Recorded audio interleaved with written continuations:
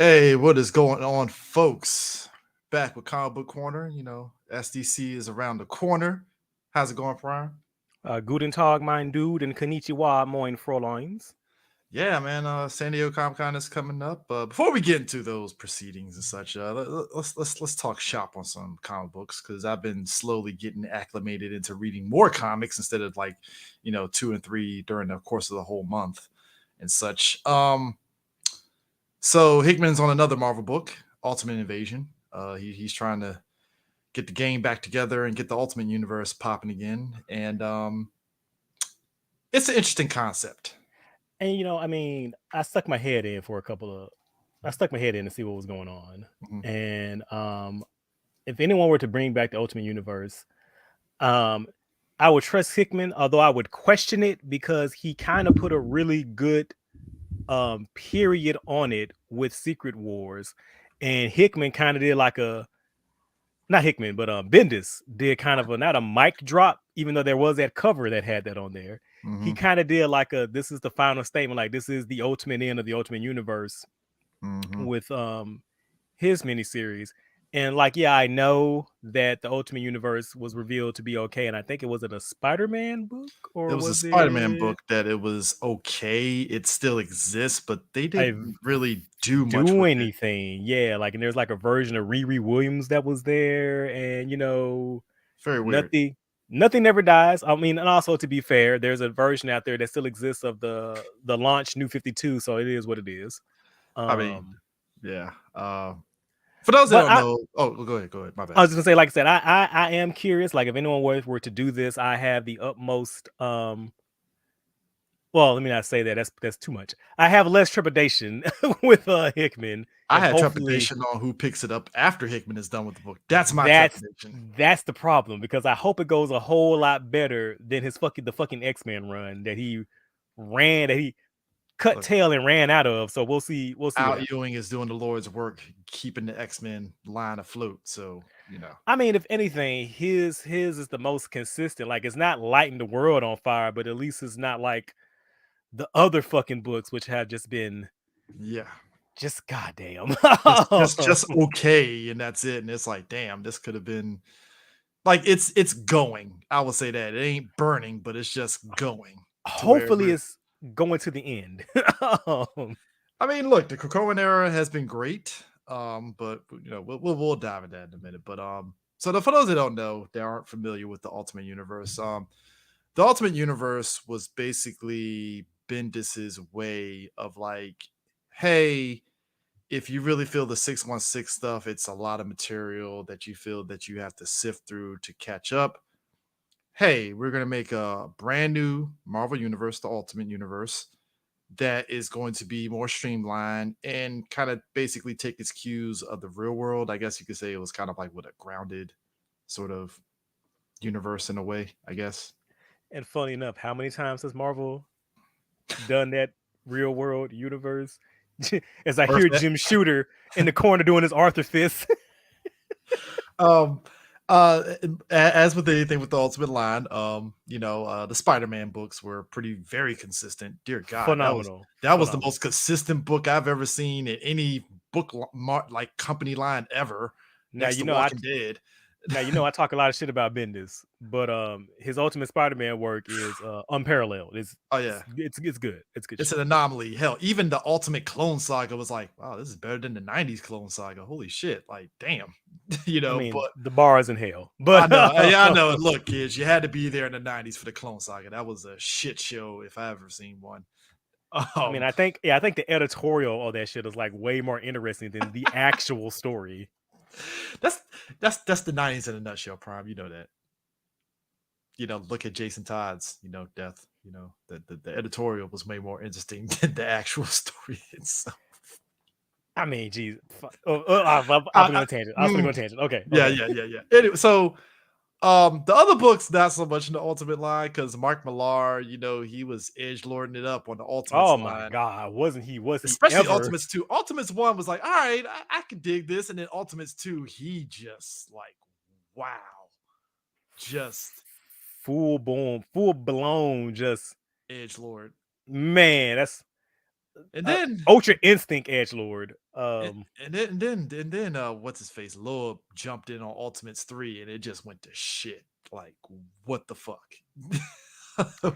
And I think what happened, I mean, we can theorize. Mhm.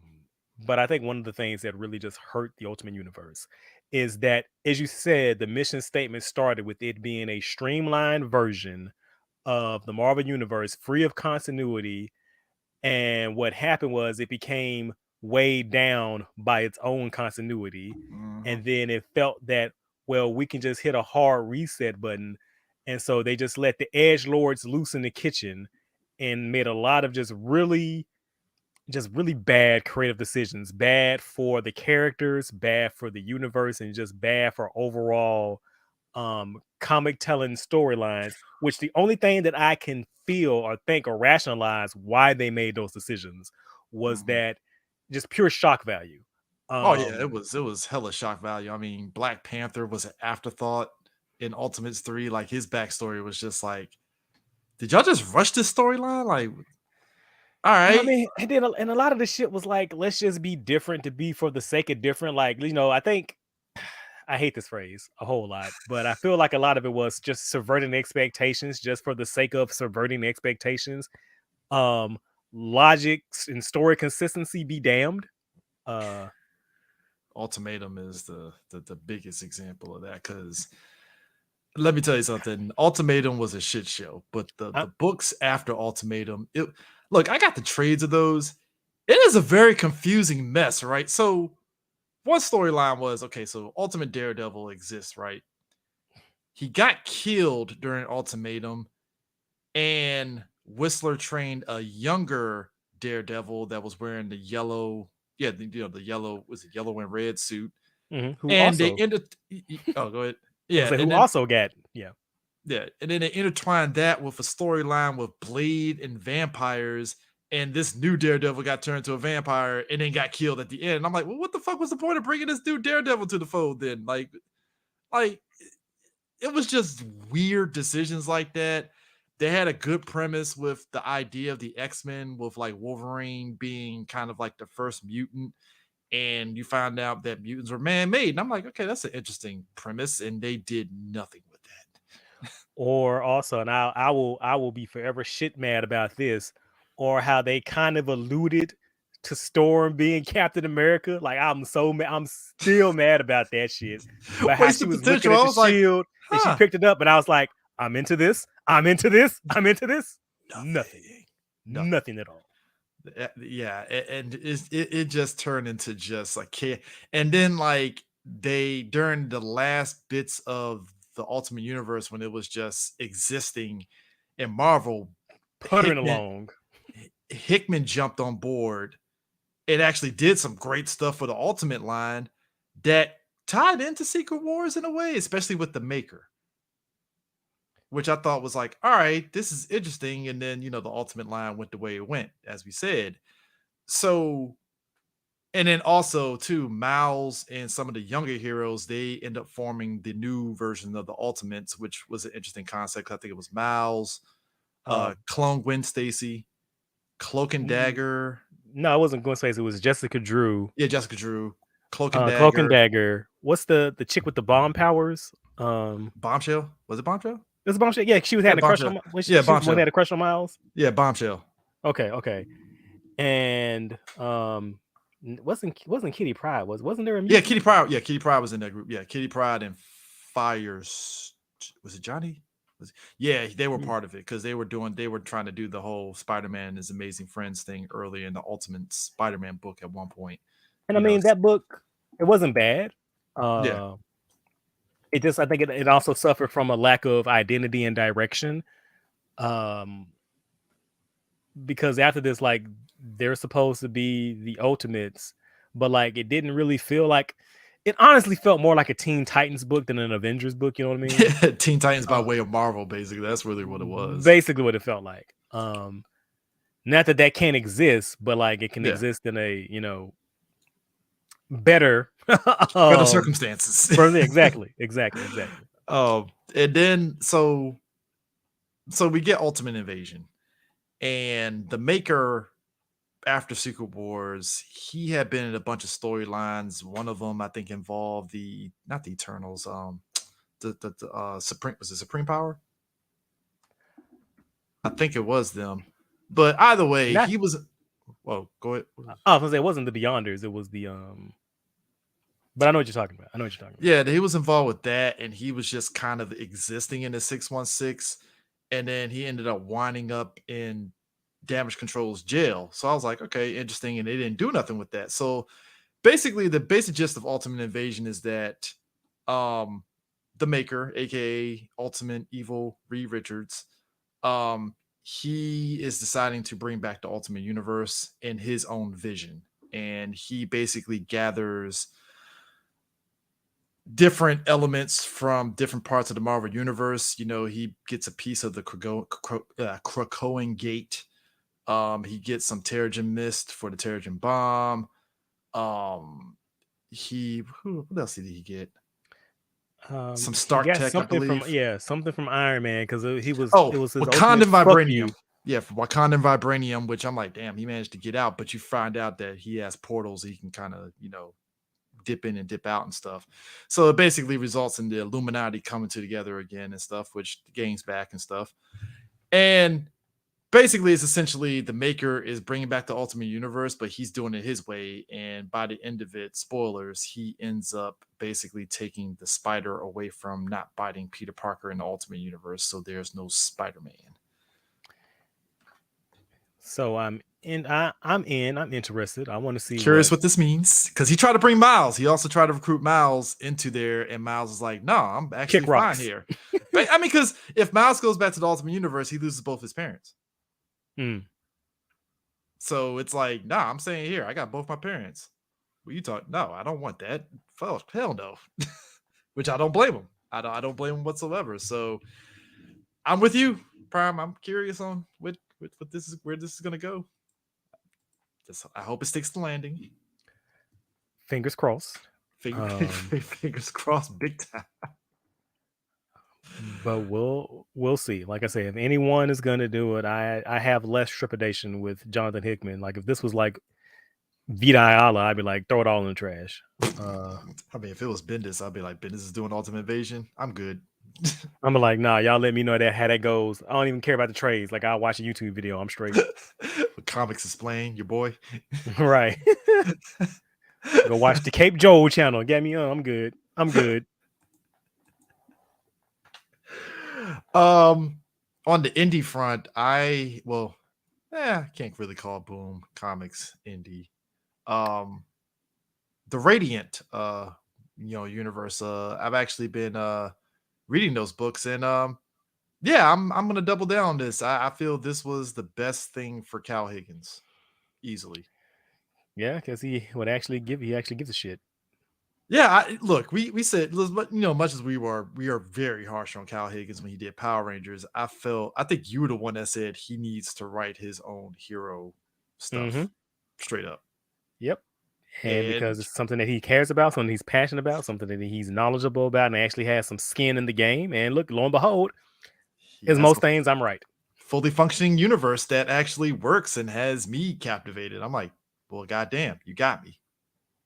I'm in. So I've been reading those books. I dig it. I think you folks, if you have a love for anything Power Ranger related, adjacent, or whatever, you would like these the Radiant Black. I think I forgot, was it Radiant Red? Yeah, I think it's Radiant Red, and the other kind of universe tie-in books and stuff. I haven't read, I think, this new event from the universe yet, because I'm still like catching up with it, but it's actually really good. All the characters they get, they have their own books, they have their own origins and everything, which I think is pretty great. But he does the origins in a way where it's like he makes you feel as though you're already familiar with those characters during the process. So I'm like, all right, this is actually pretty good.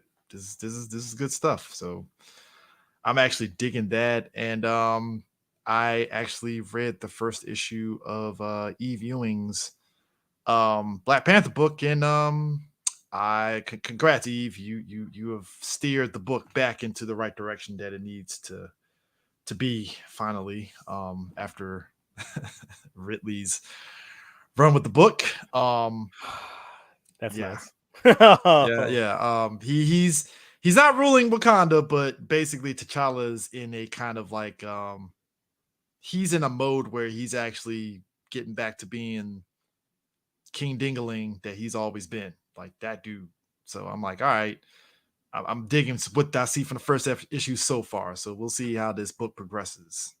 You know, so definitely a lot of Ta-Nehisi Coates isms in the first issue, which I mean, both of them know each other, and she's a fan of him, so that kind of makes sense with the writing. So like, all right, so we'll see how that goes. But that's off rip that I've been reading so far. Also been kind of reading some Blue Beetle trade paperbacks because the movie and stuff.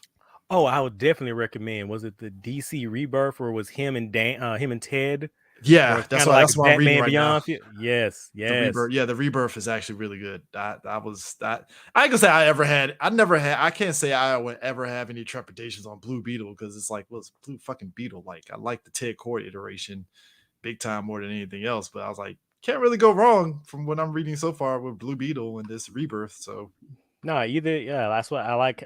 How you can either have like Ted as basically kind of like a high tech Phantom, or you can have powered armor Jamie, whatever you want to do. yeah, yeah. So what have you been reading, Prime? I mean, I know you're kind of out the game. Marvel and DC, or is it just Marvel only? Well, just weekly new comics, man. I'm kind of just reading like back issues, and I'm sticking to my manga, my manhwa. Well, But I am manga's all the same. So what manga have you been reading? All right, so I have been reading Spy Family. I kind of like the arc where they're in now, where I think somebody's identity is about to be exposed, but I'll have to wait and see. I don't want to spoil anybody who's just watching the anime. I'm also reading the Ichinose's family's Deadly Mhm. Sins. So this is a story about a family who gets into a car accident and they all get amnesia, and they're trying to figure out. Well, the main character is trying to figure out what happened and why does the family have amnesia. Mhm. And when I can tell you that you can't predict what's going to happen in this series, you can't like just go along for the ride. Just like let let let let them cook, because there's a lot of interesting revelations so far, and it's only like 9 or 10 chapters so far in, and it feels like we're on volume 20. That's like how dense these chapters are, because a lot is going on. Um, How much of a difference from Spy X Family the manga is from the anime? Because I'm watching the anime, so I don't. Is there any bit of a stark difference, or is it kind of pretty much the same? well, the first season of the anime, they kind of did a couple of original plot lines and a few original threads and scenes. Okay. Um, it's for one, like I say, except for a couple of things that they drop in the middle. That's kind of like, what the fuck? Where'd that come from? Okay. But the second season so far is pretty much one for one, because they went to just following the manga, because a lot of the manga isn't really it's not really story arc based, it's more like event based. And so when Okay. the anime picked up that trend of having like one episode be like kind of two stories, that's Mhm. kind of how the manga is a little bit. So once it started doing that, it started being following a little more faithfully. And it's fine. It's fine. It's not that wildly different. It's not like Okay, fucking Full Metal Alchemist where it goes off on its own, you bro. know, thing. It's fine. I'm glad Brotherhood exists. That's I like.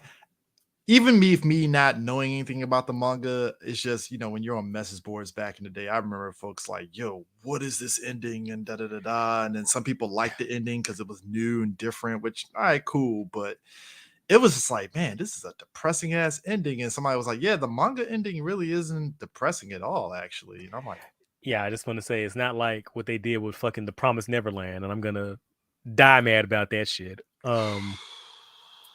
from what I read on that, I was like, you know what? Now I understand why Prime were pissed off. I I mean, I'm mad. So it's not that bad. So it's pretty good. It's very pretty good. okay. Um, what else am I reading? Like I'm obviously reading the JoJo Lands. Obviously reading. Oh yeah, clearly. I'm still a little disappointed that the outrage that we thought was gonna happen didn't happen. I'm like, did we miss something there? There was no outrage for that ending. Huh, interesting. I mean, we'll find out because motherfuckers don't read.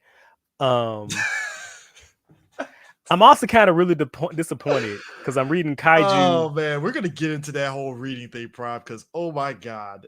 Continue, sir. Continue, sir. They do not. I'm also reading Kaiju number 8. What is Kaiju number 8? It is a manga that asks the question, what if Godzilla was Ultraman?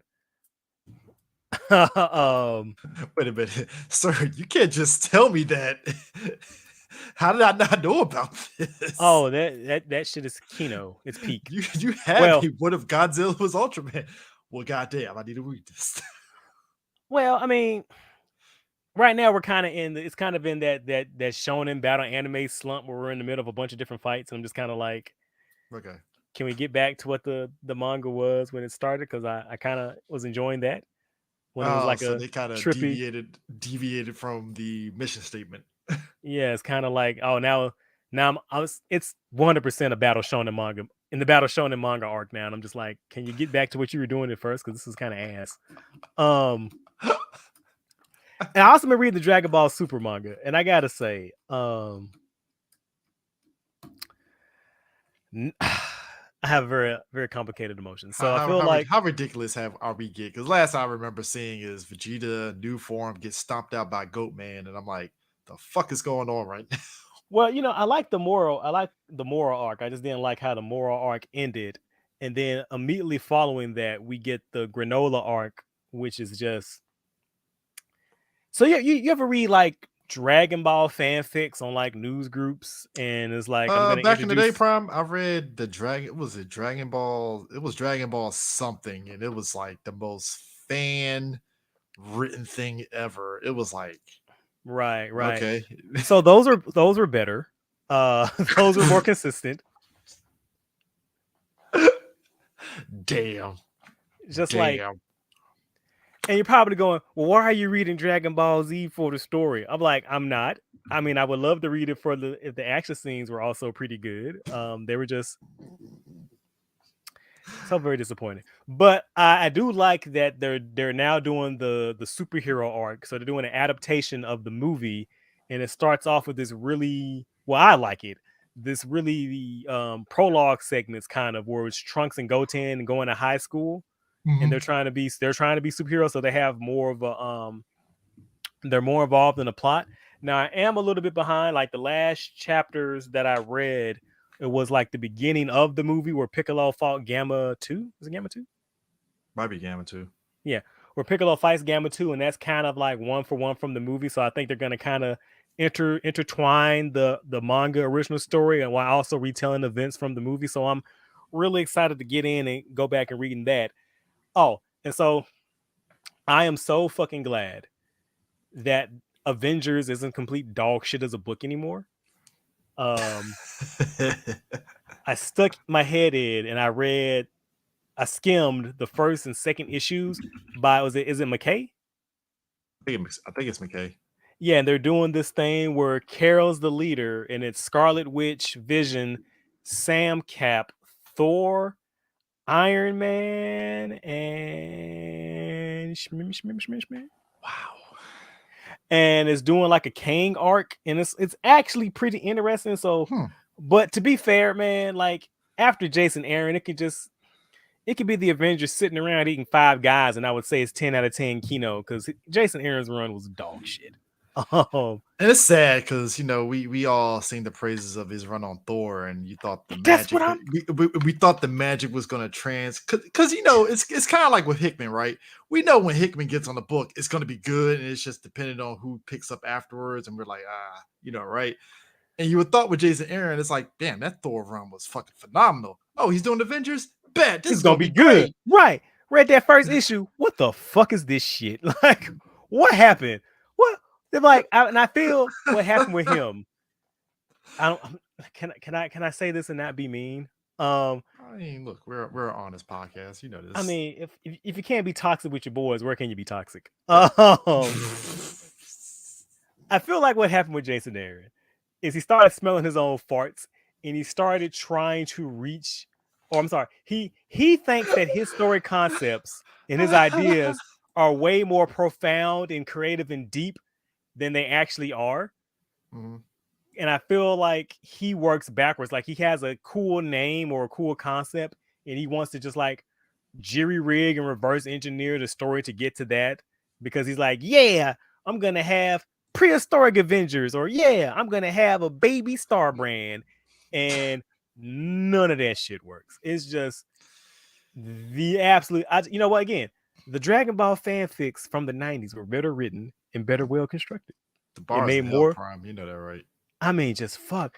And then like it's so bad. And it made me so mad because I love that roster. I thought he had a dope roster. Mhm. And I'm like, what happened to the Jason Aaron that wrote God of Thunder? Because that book was so good. And you know what? Now that I'm thinking back on a lot of it, I think a lot of those cracks were there, but a lot of it was carried over by the simplicity of the plot of God of Thunder. And a Mhm. lot of it was carried by the wonderful art of Isaac Ribbit. Just I want, man, if I get some original art from that book and just have all that shit just on my wall, that book was fucking great. Yeah, I mean, it's kind of like my man that did the Secret Empire books. Not Fuck, Rick Remender, Nick Spencer. Nick Spencer. Um, his Spider-Man book was actually pretty good, His and I was Spider-Man book was great. Like, yeah. So like it was like what he did on Captain America. They was like, hey, we need you to do Spider-Man. All right, cool. And it's like that shit that he did with Captain America and Sam Wilson, all that shit. When he got to Spider-Man, it's like he just picked up where he left off. It's like, all right, bet I'm on Spider-Man. Let's go. right. Just kept going. And even with, and I feel I have nothing to back this up, nothing to prove it, but Mhm. I feel a lot of his run was hampered by editorial editing. Oh Because yeah, I feel it like was hella editorial. I feel like it's obvious when you read the book. Like he was kind of going in one direction, then he couldn't go in that direction because I'm sure that editorial told him, no, you can't do that. And so you can see in real time the story rejiggering itself to try to go in a better This way. this shit.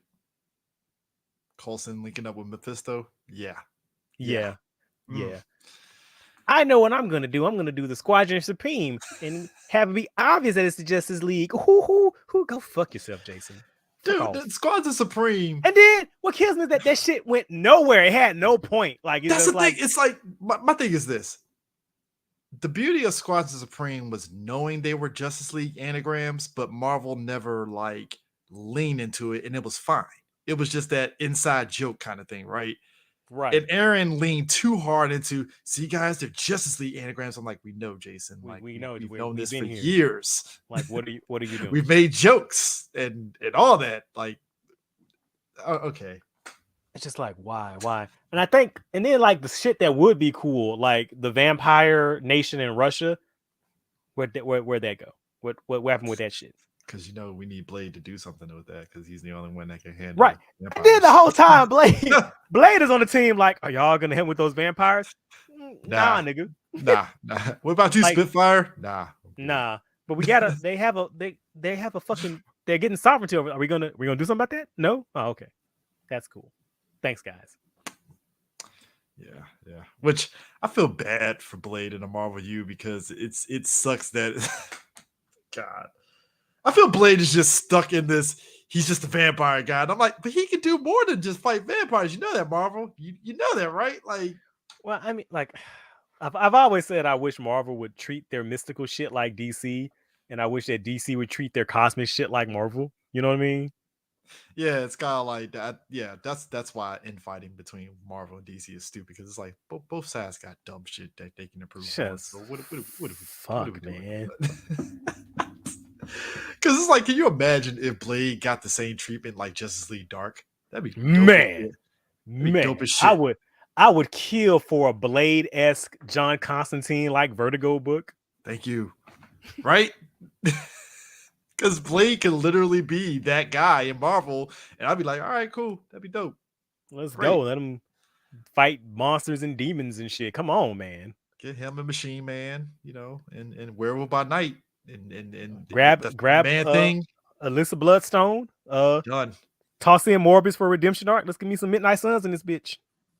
Look, Midnight Suns literally could be the Justice League Dark of Marvel, and yeah, it's like it's an afterthought because Marvel maybe because they don't have maybe I can't say they can't find the right writer. I think they can find the writer. It's just a case I just think of a lot of the priorities are in like the wrong place. it's like, okay, we got to push the Avengers, and I'm like, that's cool, but you got this Mystical book over. And you know the shitty part. I was just gonna say, I feel like a lot of it is we got to push the characters that got a movie and a TV show. And that's why I feel we're not going to get no big push on this until honestly, I thought after the Werewolf by Night shit, it was going to pick up because that Werewolf by Night, meaning that side note, I know a lot of people wondering, hey, you guys going to do recaps? That's actually going to start up because I've been watching Secret Invasion, which I'll get into, but that's going to probably be the start of me coming back into doing recaps and stuff, especially with the CW, which we'll also talk about. But after that Werewolf by Night special, I was like, okay, well, maybe in the comics, Marvel will actually push that. And other than like a Werewolf by Night Man thing mini that they did, nothing. Right. And it's like, they're so selective about their synergy. You know what I mean? Yeah. Like it could be. I wish it was Phase 1 synergy. That was like right. Great. Like they had right. Like, can we get back to that level of energy? Like, if you're gonna do it with your whole motherfucking chest. You know what I mean? Look, there was some times where I was like, I don't know, but I was like, the synergy was like 100% kicking across the board. So I was like, all right, cool. Gone. Maybe because it's leadership at Marvel, that could be it. You know, I think we're in that situation. I think I said a couple of episodes ago where it feels like the inmates are running the asylum, so that could be it. Because they did fire a bunch of editors, man. Well, with the exception of our white Japanese man, so you know, Thick boy in charge, he ain't doing shit.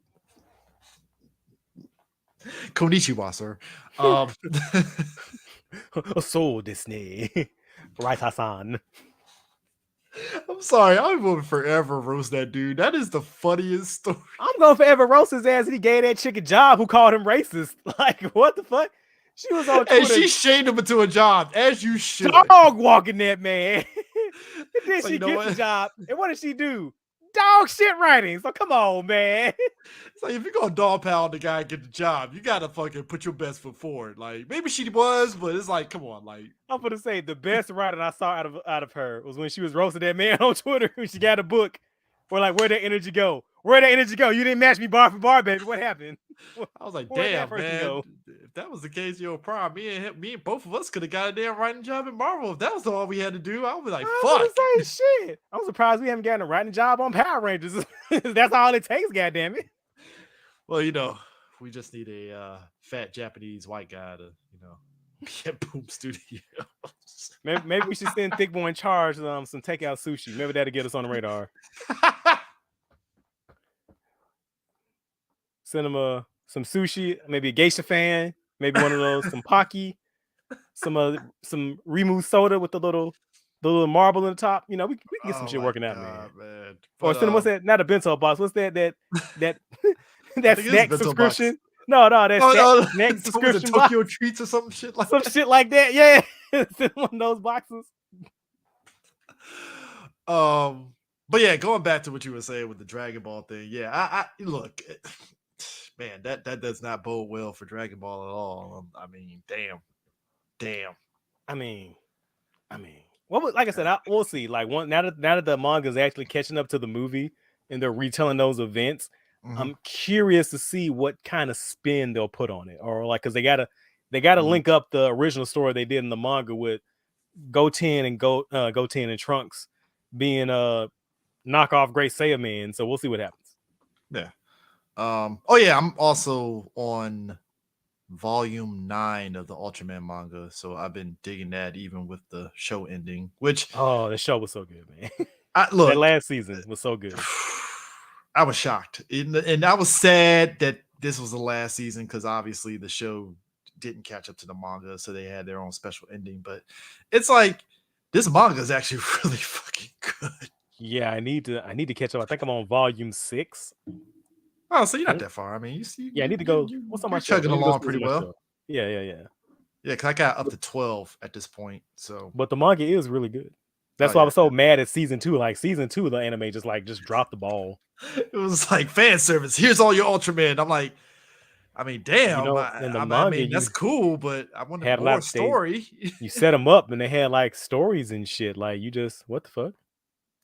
Yeah, that's Netflix. Are You we know gonna what, talk about Netflix? Hold on, we're gonna talk about Netflix's money laundering scheme. bro? Well, Mount Stream, so that One You Piece ain't trailer. wrong. You ain't wrong.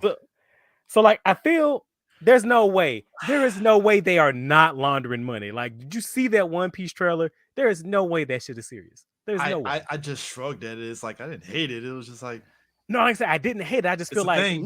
look at how it's made. Like, no one who's behind this thought this was gonna be like y'all are washing money for some organization. Like, I'm gonna put the Stan Lee CR episode on Cowboy Bebop to know our thoughts on where One Piece could possibly head to when we and do the I'm just, review of that. man, bro. I would not be surprised if we check the Netflix book and we see some connection to the Kremlin, because y'all got to be laundering money from somebody. You know what, Goddamn. Prime? You know what, Prime? This is good. This is a good transition. WB is in dire straits right now with their new leadership, Zaslav, because my man is selling shit off to Netflix for $500 million. What's that? What's that fucking Thanos meme? You couldn't live with your own failure. And it's his fault because he came in with the fire hose and was like, why are you It's starting and even fires before, then putting them out? This is dude, your fault. it's WB leadership during this tenure post Zack Snyder's Justice League, the first round, the Whedon Justice League, I would say. It has been a series of just stop and go, stop and go, stop and go. Because Aquaman made $1 billion, right? And they And act like everybody they was like, "Oh man, WB is back!" And I was like, "Well, shit. Hey, it made $1 billion. I didn't see that fucking shit coming. All right, well, maybe they got something, you know." And then Wonder Woman 84 happened, and and then it's like they did not know what, like, whenever they gained ground, they lost like 2 steps in the process afterwards. Like, Harley Quinn did okay in the box office. You know, it didn't light anything ablaze. It just did okay. it existed. Wonder Woman 84, it was the first movie during COVID, major movie. You know, it was a big deal for streaming because I think it came out with Christmas Eve or Christmas Day. It was Christmas Day. I think it was Christmas. Yeah, Christmas Day. Yeah, Christmas Day 2020. It came out, and that was a big deal because it's like, oh, we finally got a new movie because we didn't get shit during quarantine at all. So this was a big deal, and the hope was that a lot of those movies that came on same day and date is streaming, a lot of creatives and talent were getting paid up front. So this was like, all right, this is something new. And then we found out that even with them doing that, they lost a shit ton of money in the process. Right. Which no one could have predicted COVID, because I don't know. It's kind of hard to, because no one knew how to navigate, because it's an unprecedented situation. Yeah. And then Yeah. you do a Batgirl movie that was pretty much good to go. And then you said, nah, tax write off. And I'm like, But why? from the business aspect of it, I guess, but like that movie was good to go. Like, so why would you? And it's like a tax write. Like the taxes, like it could not be that much, right? But then Like I don't. but then you went through with this Flash movie, and it's looking to bomb, like And I and like badly bomb. it's so crazy because it feels like they should have did the same thing with the Flash movie, just like, you know what, screw it, let's just start from scratch.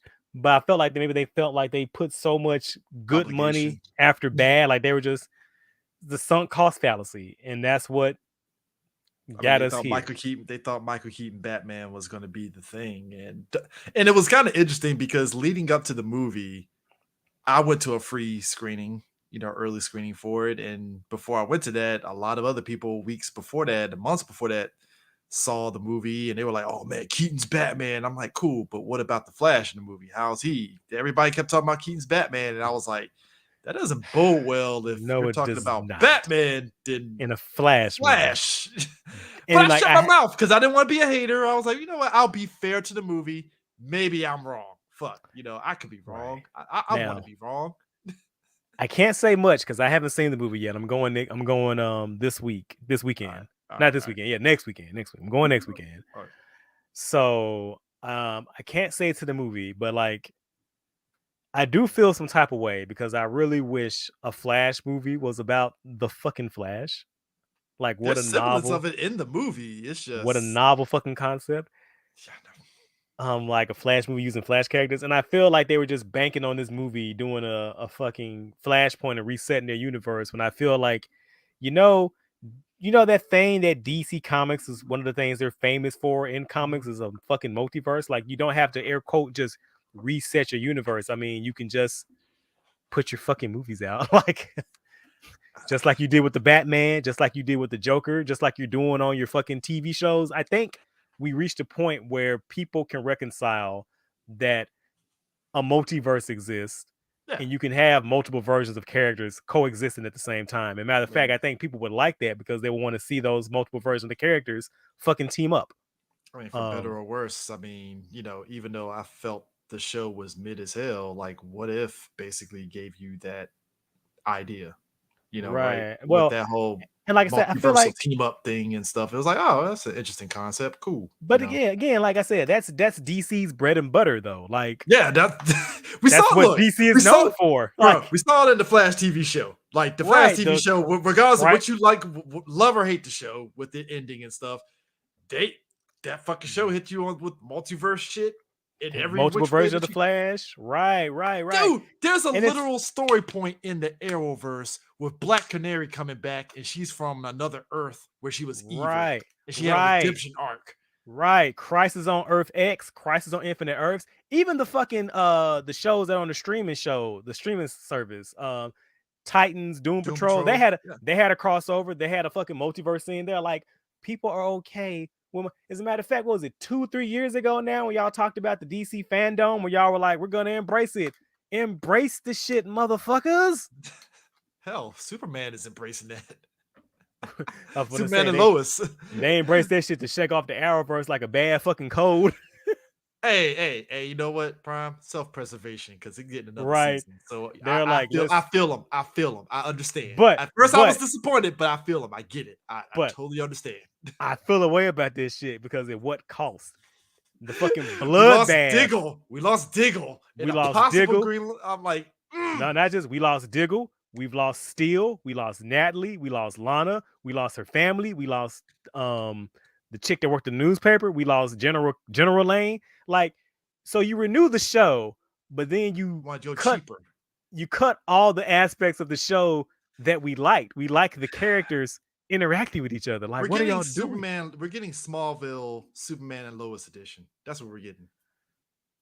And I feel like that's the reason the show was set in Smallville, because it could be, lower production costs on the fucking sets. But then y'all still had him flying around the world, going to different cities and shit. So I'm like, what was the point? This is indicative. Look, I'm gonna say this right now with the Flash ending. I think we can say this, and I know when I get a chance to, we're gonna get D on. We're gonna kind of do a retrospective of the Arrowverse and stuff. But this is basically indicative of how the leadership at WB stayed handicapping the TV side multiple times over. Like every which way from day one. Like I wouldn't like the say Suicide handicap. Squad shit. The Suicide Squad shit and Arrow still irks me to this day. It's like we could have had an actual Suicide Squad and y'all kneecapped. It was gonna be a spinoff. It was gonna be a fucking spinoff. So like you kneecapped them on that, and then the budgets, you kept cutting the budgets because it's like, no, we need this for the movies, and I'm like, all right, man, like, what are we doing? Like, you can't use this character, you can't use that character because we're gonna put them in a. It's like, bro, like, if you're like you said, if we're invading the multiverse, why can't we just have Earth, whatever, Arrowverse, Suicide Squad? Why does it have to be one version of them? just strange decisions. And I don't know if it's, like I said, I wouldn't call it kneecapping, but I feel like it's either a lack of confidence, a lack of vision. Like, I don't know what, because I wasn't in the room, so I don't know what they were doing. I don't know what they were saying. I'm saying kneecapping because I'm being passionate a little bit on that, because but I feel like there's Prime, we got robbed of the Rogues both times in the movies and on the TV show.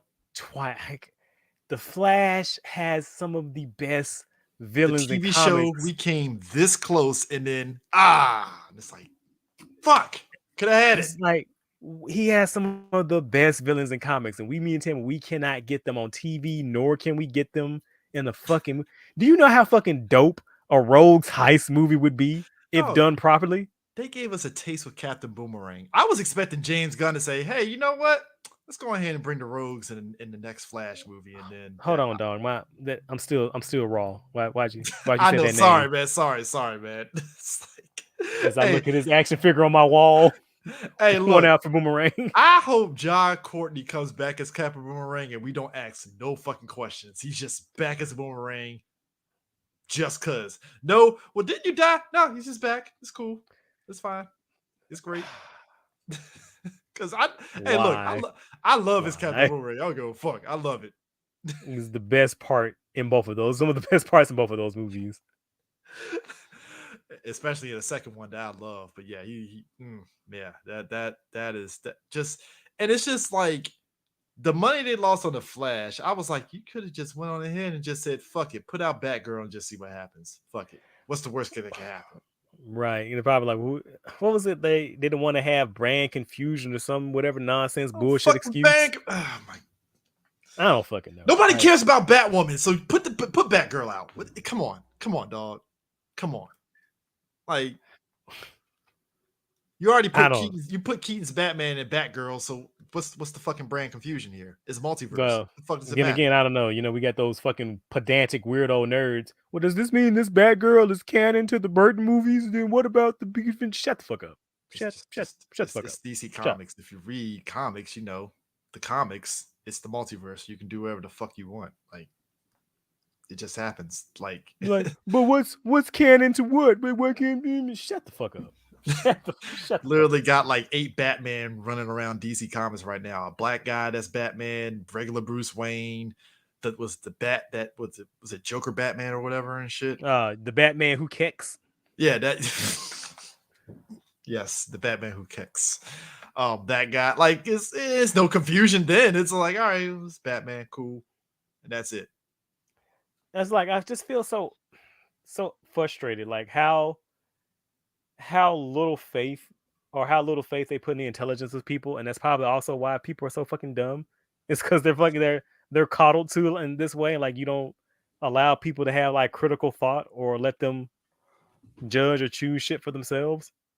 Dude, and he's also trying to get rid of Turner Classic Movies. Yeah, I heard Spielberg, and then when that happened at this shit, they showed up at his house with some baseball bats and flapjacks. He got Scorsese there. He got a flapjack, like, hey, motherfucker. Some crowbars, like, so I heard you cutting some funding for the Turner Classic Movies, motherfucker. Won't you step outside, Davey? We want to talk to you. We just want to talk to you, Davey. We just want to talk. That's one thing you can't be doing. You can't be cutting old people's fucking TV time away from them with Turner Classic. You don't take Turner Classic Movies, man. I was gonna say that's like taking the kindergarten's Paw Patrol. They will burn this shit to the ground. Side note, I saw that Paw Patrol trailer. I kind of want to see it. That shit. I was about to say, I ain't gonna lie, I kind of want to watch that movie. I kind of want to watch it. It's like, kind of want to see that movie. Not gonna lie. go to the theater. Yeah, one for Paw Patrol, please. Got a kid? Nah, just want to see Paw Patrol. Nah, it's for me, bitch. My goddamn ticket. My goddamn business. Exactly how I did when I went to go see fucking Kung Fu Panda. I'm here to see Kung Fu Panda. Fuck off. Exactly. I'm here to see How to Train Your Dragon. One ticket, please. Thank you. One ticket. I will be in there kikiing it up with kids. Let's go. Well, that didn't sound right the way I said that. I'm gonna say, look, sir. My bad. I look behind you, Chris Hansen sticking his head over the frame of the door. What was that? Sir. All I'm saying is those hey, look, that Paw Patrol trail, I was like, I kind of want to see it. I kind of want to see it.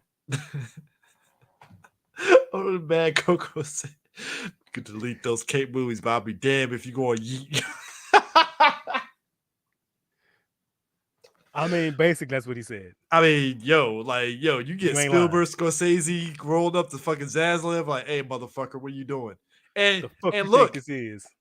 It is kind of fucking up WB's bottom line because a lot of those directors that will make movies from WB is like, nah, bro, I'll just go over here because you guys just canceling movies and shelving them. Cause reasons. I'm And good. wasn't it WB where they emptied out the fucking archival vault, so we just lost a bunch of fucking history of like press releases and press kits and shit, Bro, just tossed in the trash? they fired. So Turner Classic Movies had, I believe, 60 to 75 people. Prime, they're down to 20 people now. Oh my god. Why? Thank Why? you. Why?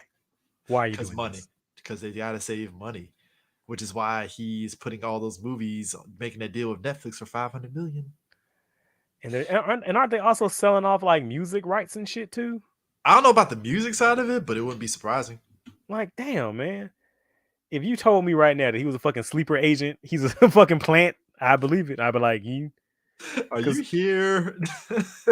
for a second, because I feel like these are only moves your ops would make. Is all I'm saying, Bro, because Disney ain't making these moves, which Disney has the benefit of being part of Hulu, so they can be like, well, we'll just, make our money off the Hulu. Cool. Got you. except You in know, India. well, well, they see people realize they thought that the whole Hulu thing and them leaving and losing money was because of something on Disney Plus. Nah, it turns out they lost money because they lost the cricket deal, the cricket sports deal, which was in India and stuff. That's where they lost the money. It wasn't Disney. It wasn't no woke bullshit. And India says, "Suck my dick," like cancel the mouse. I was really feeling so way. People was like, see, go woke, go broke. And I'm like, guys, it wasn't because of them going woke. It was because of an overseas sports deal. Like, hate to tell you guys, like, your narrative does not compute, but I mean, what's that? What's their quote? The very powerful and the very stupid have two things in common. They don't alter their views to fit the facts. They alter the facts to fit their views. I'm at a point, Prime, where I got irked seeing these fucking dorks. Yes, dorks. These dweebs. These dweebs, hey, pot calling the kettle black here. I mean, it is what it is.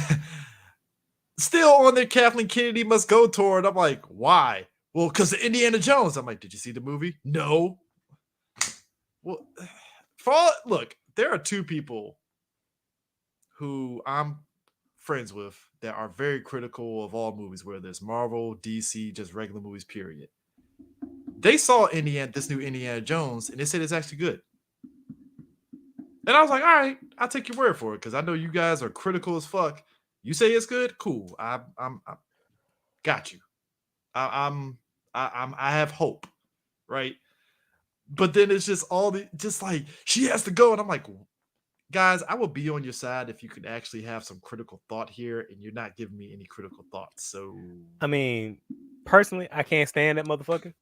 But I also acknowledge that because of the money she made the company, she's probably gonna have a fucking statue erected in her honor. So yeah, I mean, look, did I roll my eyes when she kind of, kikied when George Lucas was talking about Star Wars? Yeah, I was like, come on, Kathleen, like, what are we doing here? Like, don't do that, But I mean, do I think she's a terrible dog shit leader? Yeah, I do.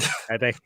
hey, look, again, she makes Zaslav level moves where I feel like, are you the op? Because like I feel like these are only moves ops well, would make. look, her Zaslav moves, honestly, was on those Star Wars movies. The shows, I give her credit that she hired some good people and she stayed the fuck away, and that could be because of what's his face She what's, used to. She what's used to. what's our boy's name that did the Clone Wars and Rebels Oh, your boy Filoni. yeah, Filoni. I think it's only because Filoni probably looked at her like yeah, I'm the captain now. No sir. Oh, He is her protege. he ain't making Zaslav moves, so I'm like, where's the disconnect? I mean, did we watch the same season of The Mandalorian? What, 3? Yeah. That's pretty bad. It's pretty bad. It has faults, but it's not bad. I mean, it did put his way. It did the thing with the last 2 episodes where I felt it didn't need to rush to the finish line. And maybe I'm a weirdo here, but I feel like the show called The Mandalorian, which started off with Din Djarin, I feel like he should be the main character. Maybe He I'm just is. old You know what? fashioned that way. Filoni is pulling. See, I don't want to say Jason Aaron because that means he's bad. He's not. I think Filoni is getting caught up in this world that he built with Clone Wars and I was gonna Rebels, say that's his and problem. He's he's lost in trying his to, and own yeah, sauce. that's what it is. He's lost in his own sauce, and sometimes it's not a bad thing, but sometimes that can be a bad thing. And in this instance, Yeah, it's because like I kind of feel like Den was backseated for Bo-Katan. Now, don't get me twisted. Bo-Katan was dope. She is I would dope. do a lot of things for Bo-Katan. Now, don't get so hold on. Let's not get crazy now. Like I would twist myself for fucking Bo-Katan. Like But if you said that this was like if they did but if you as said much this is as a I Bo-Katan show, I'd be yeah, like, if you I said believe you. like if you said okay, we're not gonna do Mandalorian season 3 yet, but we'll give you a Bo-Katan miniseries featuring the Mandalorian. All right, you got me, Dope. right? That makes sense. That makes perfect sense, right? And I think with Mandalorian season 3, it's like, all right, the game's back. And we're back to the Mando. He's trying to get, become back to being Mandalorian. And then they finished that out after what, 4 episodes? And then boom, it became, like you said, the Bo-Katan show featuring Mandalorian and that subplot. And I'm like, okay, I'm fine with this, but like, we got to like switch it back from 50-50 show to 100% Mando, Well, maybe and this we'd is be good. also karma because Din Djarin straight up stole the Boba Fett show. So maybe what goes around comes around. I don't know. I Yeah, don't yeah, fucking yeah. Look. At the end of the day, I hope that he eases up on trying to go too crazy on lore sauce. I mean, hey, look, I'm all for look. you. I Clearly got a love lore, you got a storyline here. I get what you're doing. I just hope you get to whatever finish line you're getting to in a good way, and it can make everybody happy. That's all I'm hoping for. I hope so because like I love the Clone Wars and I love Rebels, but like I feel like Filoni he just loves some Ahsoka, man. I don't know what else to say, man. So Crazy part is, you know what's crazy? I think that Ahsoka show is actually going to be pretty good, and it's like, huh. All right, but I also think Ahsoka is also going to it might drown under, like you said, being too caught up on the lore, kind of thing and stuff, especially with the characters. Like, so this is a Rebels reunion, basically, so this is just live action Rebels. Okay. I which was talking about one of my boys, and he said, like, if I was one of the voice actors for those characters, I would feel so insulted. Because you mean to tell me I don't get to finish out my character story? I mean, you brought back Steve Bloom, the voice of what's his face in Mandalorian, and I was like, oh, that was nice. That's a nice little thing. Which it took me a second to pick up on. Oh shit, that's my man from fucking damn Rebels, dope. And I'm like, it took me a minute. I felt so bad because the design looked dope. It just threw me off because I totally fucking forgot like that character does exist in the Star Wars universe And I after will say, Rebels. this is one thing that I do like a little bit about some of the modern Star Wars stuff is that characters seamlessly move from live action to animation, Mhm. and animation to live action. Like they go back and forth between. Like Yeah, I Ming-Na's character in the Boba Fett was in the Bad Batch. yeah, Bad Batch. Which look, the Bad Batch is low key fire. That last You know, season, this past it's season, it's not lighting my world on fire, but I think it's a really well done action adventure cartoon. And in 2023, I feel like that's what we need the more of. drama of it was really what got me because and I think that's why, as much as I didn't hate Rise of Skywalker, it sucked that the ancillary shows had to like explain the shit for Palpatine What's that? because What's that fucking meme when they said this shit on Twitter and Elijah Wood was like, "No, how would we know that?" it was like when I watched, okay, so the Bad Batch this past season, they're basically doing a sort of backstory on how Palpatine came to be able to clone himself more or less in Rise of Skywalker, right? And it's like I'm digging that, but it's just like it's making Rise of Skywalker look really, really stupid right now, even more. I mean, Because it's that's like not that hard.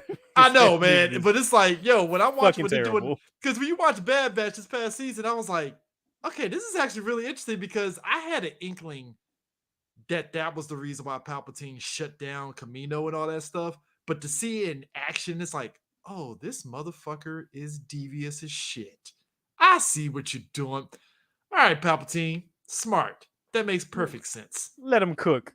Let him cook. I see the vision. I see the vision. Papa Palps is at it again.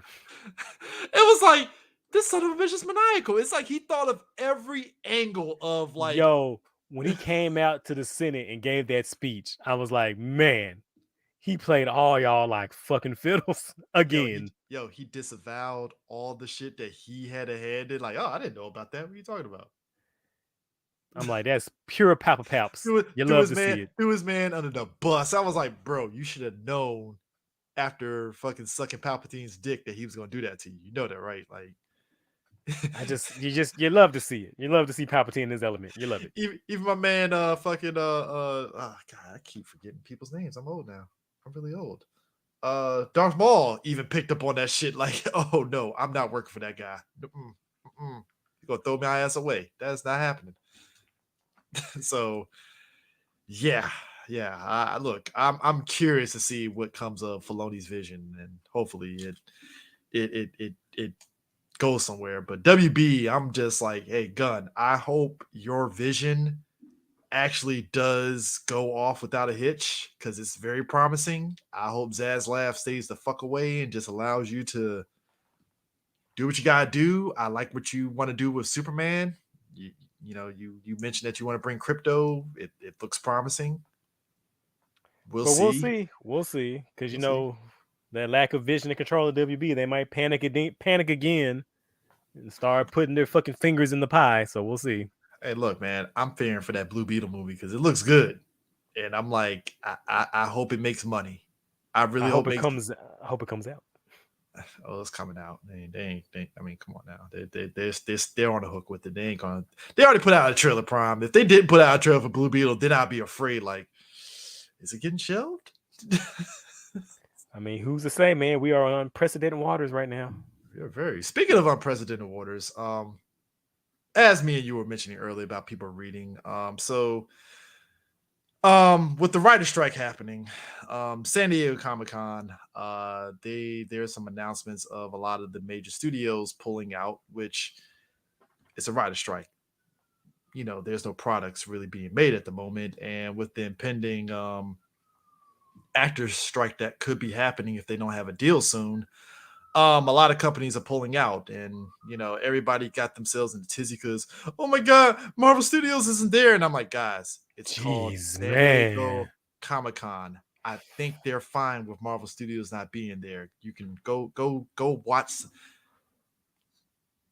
Okay,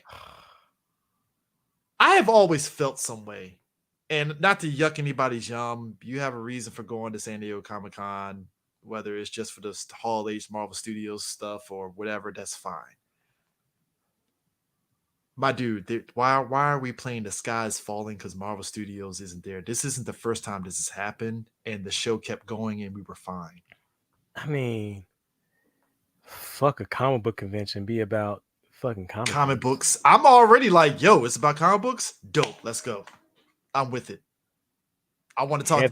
I want the opportunity to talk to more creative. This actually, with all these studios pulling out, this gives the opportunity for our outlet, Three Black Geeks, to actually talk to more comic creatives now, and I'm happy about that.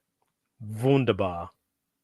Because we never got the opportunity before, because we always get swept up, studio shit and all that. So it was like we were trying to get those times, and it was just a mess.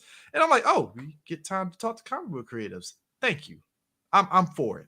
In fact, I'm happy to see this Comic-Con, just to see where everything goes, honestly.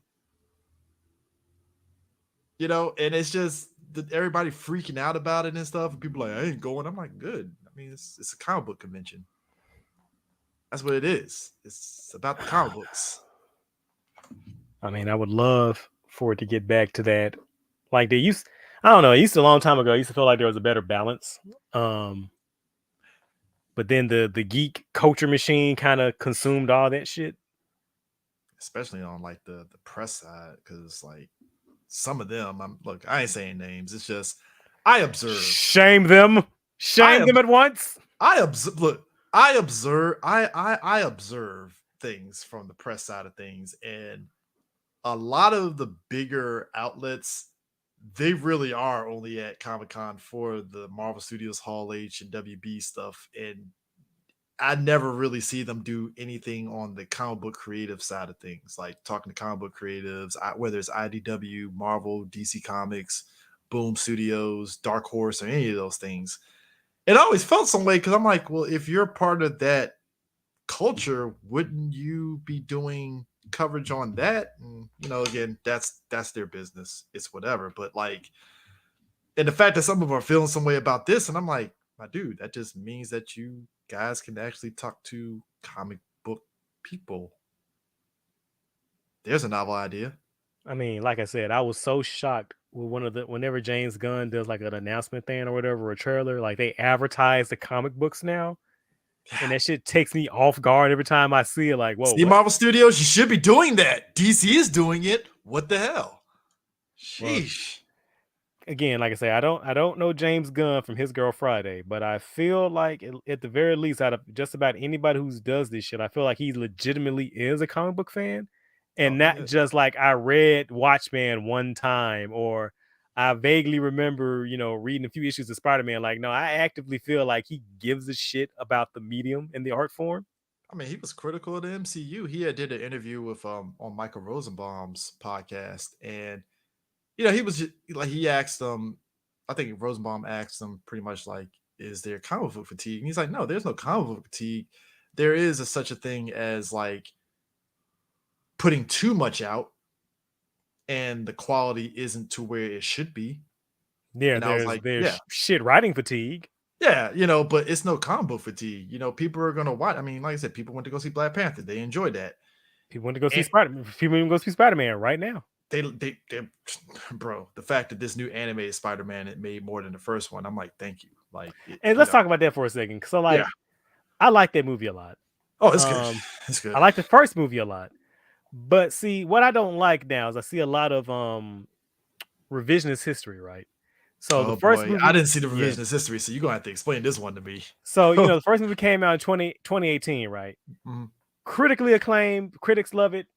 Won awards, everything. Won awards and everything. But like the box office was it underperformed to expectations.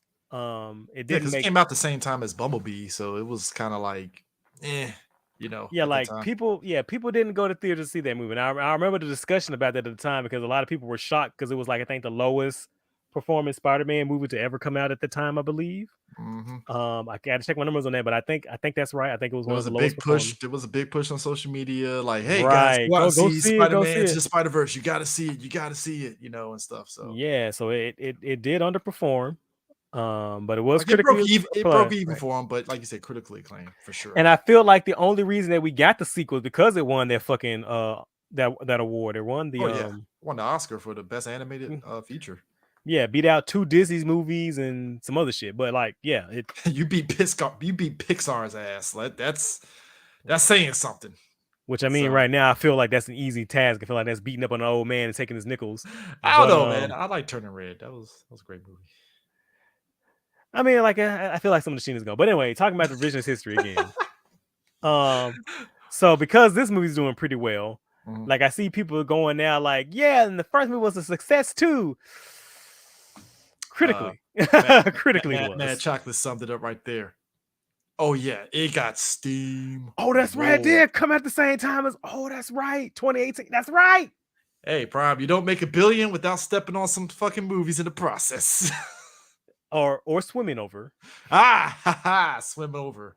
Movies in the process. Gotta be. You couldn't stop the Momoa machine at that time, so. Shirts out, guns out. Let's go, bro. Abs, everything. Not gonna lie, that scene when he was on the submarine and he said permission to come aboard, I said, well, we all have permission to come. Hey, you and every woman in the audience was like, I'm an Aquaman fan now, and I'm like, I bet you are. I know. You know what? I was gonna make that fucking meme about that Dr. Manhattan meme when it's like, it's 1996. Aquaman is cool now. It's 2005. Aquaman is cool now. It's 2018. Aquaman is cool now. It's like, I'm so tired of it. Like, I really am. I'm like, bro, I feel me and you and a handful of other people. I'm like, guys, he was always cool. Did you not watch the Justice League cartoon? He was dope as shit in that, man. It was great. They're like, did y'all not read the Peter David Aquaman? That shit was based as No, fuck. no, Oh, no. y'all don't Nah. read? Oh, my bad then. Okay. Right, come on now. These are people that's like, I gotta go to San Diego for read comic books now. Ew. God, man. Goddamn nerds. It's like, motherfucker, you a nerd too. You dressed up as Doctor Strange last year. Fuck off, man. I'm not trying to hear this shit. Man. Hey man, Man. look, the hypocrisy was real when these announcements came out. I was like, bro, you were just dressed up as a Scarlet Witch last year. Now it's ew nerd. Okay, fuck off. I'm not no. Go fuck yourself. Don't Right. do this. Right. Right. Hate to use this term, but you fucking tourist. You fucking tourist. Oh, that's gonna be me. I'm gonna have a comic book in my hand, like, hey, sir, you want to preach the good word of ill? Get away from me. I'm like, damn, like shit. And like I was Jehovah's Witness and shit. Like, I want to jeez. say, ew, read a comic book, then go down the street and go fucking watch Secret Wars. Go fuck yourself. Fuck off. Oh my god, man. Yeah, so basically Warner Brothers, they're basically They licensing their, tripping. their HBO shows too on top of the movies. So I'm like, oh shit. So And you know, I feel no, I don't feel bad because I predicted this shit. Like, didn't we call this shit like that bubble was gonna burst? Did we yeah, or did we not? D's in the house. Let's fucking go. I heard slander against tourists. What's going on? Oh, we were just saying, the people that were all like, all the major studios are leaving. Ew, comic books. Oh yeah, there was a lot of that shit going on in the fucking Facebook groups. You That know, shit was hilarious to watch.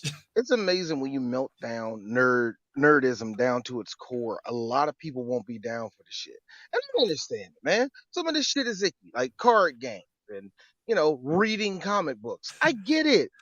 Disgusting. I totally understand. But fuck off. We don't need you. That's how I feel about the shit. You know what I mean? LARPing, what's that? I'm like, You know well, what? Look, look. Go No. ahead. No, you got it. No, I'm just saying, you just said it right there, LARPing and all the rest of that. When you really break down nerd shit to its core, yeah, it's some goober shit, and you have to commit to it. And a lot of people just don't want to do that shit. You know what I mean? So Yeah, they only like the goober shit when it's air quotes socially acceptable or when it's cool air quotes to be in this shit. Like, oh, as long as it's a Stranger Things shit, that's all fine. Or if it's like, what's that damn D&D shit that everyone's Critical Role? What's that shit? Yeah, Critical was it? Yeah, I think it's Critical Role. Critical Role. Yeah. I think it is Critical Role. They'll watch that and they'll talk about it, but would they actually play some D&D for? No. Good No. example. My dad, God bless his heart. So I really want to play that Witcher game, Dad. Whatever you just saw is not in that game, but I love the idea. I feel you. I love the enthusiasm. You know I ain't about to play that game, nigga. I got the game. I barely play it. So I'm just saying. He would be struggling with the controls and be like, fuck it, I'm done. Do you know I quit that game for a week and got back on it aggressively and played it for 20 hours straight because I got immediately. Dog. Deeper gamers, that's what happens. Dog, I got frustrated with the controls and then I bought into them the second time I grabbed the controller, yeah. It was so fucking funny. That was my Final Fantasy 13-2 journey right there. Put that game down for a month and then came back. I mean, let me guess, Randy Orton in no Stone Cold Royal Rumble killing everything, right? Yes, exactly. I know what you mean. I was like, because here's the fucked up part. When I quit 13-2, apparently I was like 3/4 of the way through the game and didn't fucking know. So I was like, oh, well, fuck, let me go ahead and finish this shit off then. Boy, Witcher, I think I mean, dog, when I say I did a lot of crap in that 20-hour binge, that binge I had, dog, I got shit done and nothing done because that game is humongous. Good Lord. Anyway. Yeah, but for San Diego, apparently, I think Netflix and Sony are technically still in play. Basically, Disney in all aspects probably isn't going to be there. More likely, I expect them to be there anyway. Just to be honest.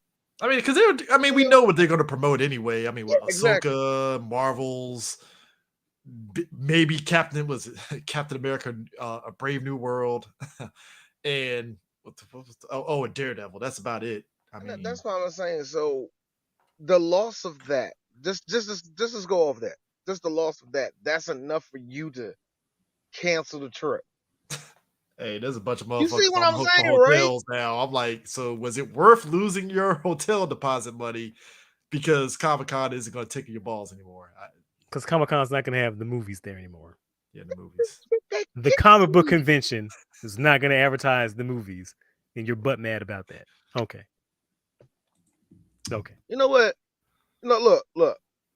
And that's another thing. See, I will say this. I think toy collectors are fine. Are they? Oh, they're fine. Yeah, toy They're fine. collectors, Bandai, Konami, all of them that go in there, they're fine. They're They're gonna fine. show Yeah. I up. know They're they're gonna be gonna show up. great. I know Konami gonna show up because they're gonna push anything with the Yu-Gi-Oh logo on it. Oh, Bandai's gonna show the fuck out this year. Hasbro's gonna show the fuck out this year. So it's like they're fine. Them companies done. They're great. But They're like, oh, so now we say HBO. Does that encompass all of Warner Brothers? Warner Brothers right now. Well, Warner Brothers right now, they haven't confirmed they're not going to be there because they clearly got like a lot of shit that they can show off. Clearly, that they have in the can already, but they haven't outright said that they weren't going to show up. So, other than that, I don't think it counts as HBO because even on Peacock side of things, apparently they might be there in some capacity. So Peacock be there, but Universal won't. That's yeah, it's weird. Whatever. I would say obtuse, but I think there is a difference between the companies. I guess I don't. Amazon will be there because they're pushing The Boys Gen V, which I'm very curious on that show now. Because what's that supposed to be? It's about the college heroes prime? Yeah, they're X-Men basically. Yeah, it's basically the X-Men just in college and stuff. Which I mean, I'm like, look, if it's better than the comics, I'm fine with it. Like, I mean, everything they're doing is better than the comics, but I got a question: how much space do they got left with this shit? Just real talk. Like, Amazon Prime is chugging along pretty well with all this stuff with The Boys. They're not over. You can only offend people so much to it's like, okay, get to the point. You know what I mean? So, yeah. And I mean, people are offended by that show. Like, God, please don't show them the comic book then. And that's what I'm saying. Because, like, look. I was behind on the season with the Hero-gasm, and like that's the only thing I heard about. People were like, "Oh man, Hero-gasm." Man, I watched that shit. There was better stuff than Hero-gasm that season. Maybe I'm just desensitized. When I got to that shit, I was like, "This was it." I shrugged at it. I was like, I laughed. Don't get it twisted. At certain things. Y'all okay. Look. The only one I would get is the man inside the dick. Okay, fine. Yeah. I give you that. Well, not that. That just kind of caught me off guard. Like I wasn't like, I was like, oh shit, I can't. Okay, but I had to remind myself what I was watching. Mother's Milk almost getting choked out by a dick was fucking hilarious. I ain't gonna lie, that shit had me in tears. But I'm like, that's the line y'all draw. Like, am I just the weirdo? Is this? Look, is it me? Prime. Look. Were you like me? Okay, somebody's getting a blast. Because I'm sitting there watching. He was too. Get blasted. And I'm sitting there, and the second last on the open, last laws open at the door. I like told you. So I'm sitting there, dick in my hand. I'm like, so what's happening? What's going on? Nothing. Oh, okay. Yeah, I get it. Strap on joke. Okay, come on. We're all three of us are like Bane. We were born in this. We were molded by this. This right. And I'm like, oh, the guy made a masturbation joke. Is that okay? We have seen orgy scenes in other television shows too. Yeah, that's the main thing. Me and G seen sexy. We seen Sexy Beast. Come on. No, that ain't was Sexy Beast. I made it through Penny Dreadful. Did you know there were two? Oh yeah. Did you know there were two full-on gay sex scenes in that thing? Yeah, I actually made it through. I did. Hey, Prob, actually, it was a good test for me. I looked down. Wow, I don't have an erection. Well, all right, I'm not a homosexual. Hey, that was a good test. That was a great test. Really? For me, it was the cinematography. I was like, I can't get jig with this shit. I mean, yeah. The second one was like, all right, look. I don't know what gay sex is like, but it can't be that passionate. I was like, it can't be that really passionless. I'm like, really? Yeah, it was like the way they shot it, and then let's not talk about that weird scene where Josh Hartnett was doing it. I don't even know, man. Whatever. That show was wild, bro. That's all I know. That thing was spatially good to me. But anyway, But nah, Spatially. but nah. You know what I mean? Like that episode was alright. But nah, man. Look. Look. This is probably the look. Every year, San Diego. I ain't gonna lie. I always get excited going there, and it was kind of interesting because me and Dee were talking about how in 2018, when Marvel didn't show up, we were all losing our shit at that fucking WB panel, like the Godzilla King of the Monster shit, Johnny Depp coming out. Like, I was like, guys, we're fine. This ain't the first time Marvel Studios never came to San Diego. We're good. And I think, Fine. but again, Chris, Chris, y'all I acting think, like I was saying go ahead. they're acting like Marvel or something right now that's worth getting excited for. Like, what the fuck? That's my bigger problem. Look, even in 2018, there was nothing. They had nothing ready for anybody to see like that anyway, man. Yeah. There was a bunch of comic book events going on that they didn't give a shit about that was going on in 2018. So my thing was like, even then, I was noticing like, so you do realize that the hype train started. I told you it won't end. It won't end until there's a crash. And thankfully, Marvel has been keeping their head nose above water. I don't know how they've been doing it, Hey, look, Chapin. but they've Hey, been look. doing it. I'm gonna say it's splashed in their nostrils though. It is Hey, They splashing are. in their They are. fucking nostrils. Hey, Hey, yo, look. real talk. What I'm hearing from Secret Invasion. Oh my God, I made it over. Hey, look. The first two episodes, not bad so far. What I'm hearing, I don't know if it's No, great. I haven't here's seen the it thing. myself. Here's the thing. It's a good show. The controversy is in the fact that Disney is doing that shit that companies do where they try to get cute doing something and they get backlash for it, right? So they had artists in the company do artwork for Secret Invasion and they put it through an AI software in order to do the intro. And everybody was like, well, why the fuck did you do that if you already had the artist do the fucking artwork in the first place? Wait. I'm sorry. So they had AI redo a picture? Multiple pictures and run it through to give that, I guess, the opening a very Secret Invasion look. And then it's like, why did you do that? Especially in this climate. Thank you. When Wow. AI is not really in the best of interest of anybody right now, And with the it's writer strike being choice. one, with it being the sticking point for this writer strike right now, like That's the why choice would you that you do make. that? Really? that's shitty optics. And it's taken That away is from really everybody. shitty optics, bro. And it's What taken the away from hell? everybody talking about the show and how good it is because they did that goofball shit. And I'm like, fucking A, dog. Why did y'all do this? Like, come on, man. Like, You again, know what I those call stupid that? ass decisions. I call Well, that I that's a feel dumb like that's a dumb decision. I feel that's a higher up that really thought he was doing something edgy. I guarantee you they thought it was something that was going to be like a flashing up. This is going to work. This is going to be the next thing that everybody does the shit. We don't got to worry about these fucking artists asking for money and shit. I guarantee you it was one of I those was really cynical moves, man. Mhm. I was just gonna say I feel like it was some fucking decision when they thought like we're untouchable, we can do whatever the fuck we want. Like I feel like we're gonna do this to send a message. Yes. And you don't do that when you have a writer strike and a possible actor strike coming up because now you just emboldened those people like, hey, the fuck? You know, You know, the like, messed up part is that actions like this have worked. You know what I mean?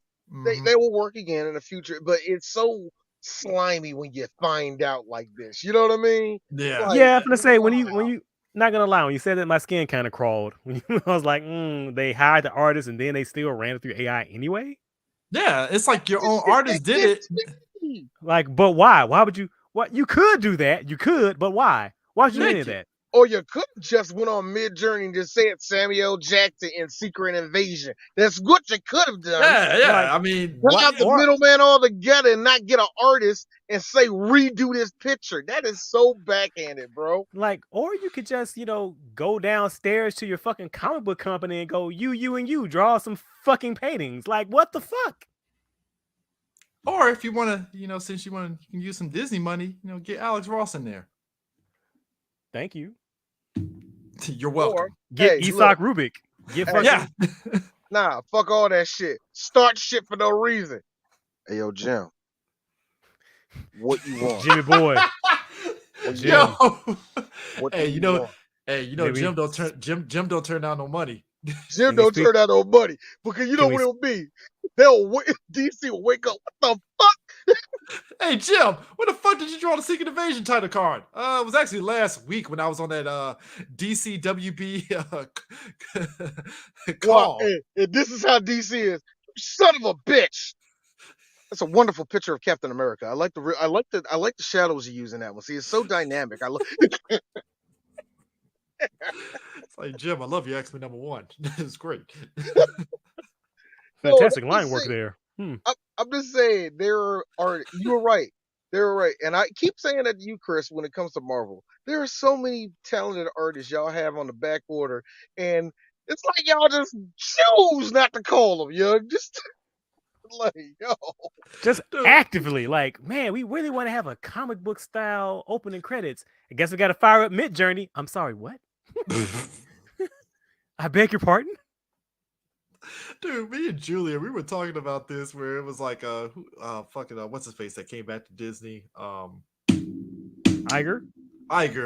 It was like Iger was sitting back looking at Chapek making all them dumbass moves at fucking Disney, like, this motherfucker gonna make me come out of retirement because he can't even fucking run this shit right. What the fuck, man? I feel like it was. Or Are I you feel like it sure was he got a retirement when let me hold my beer.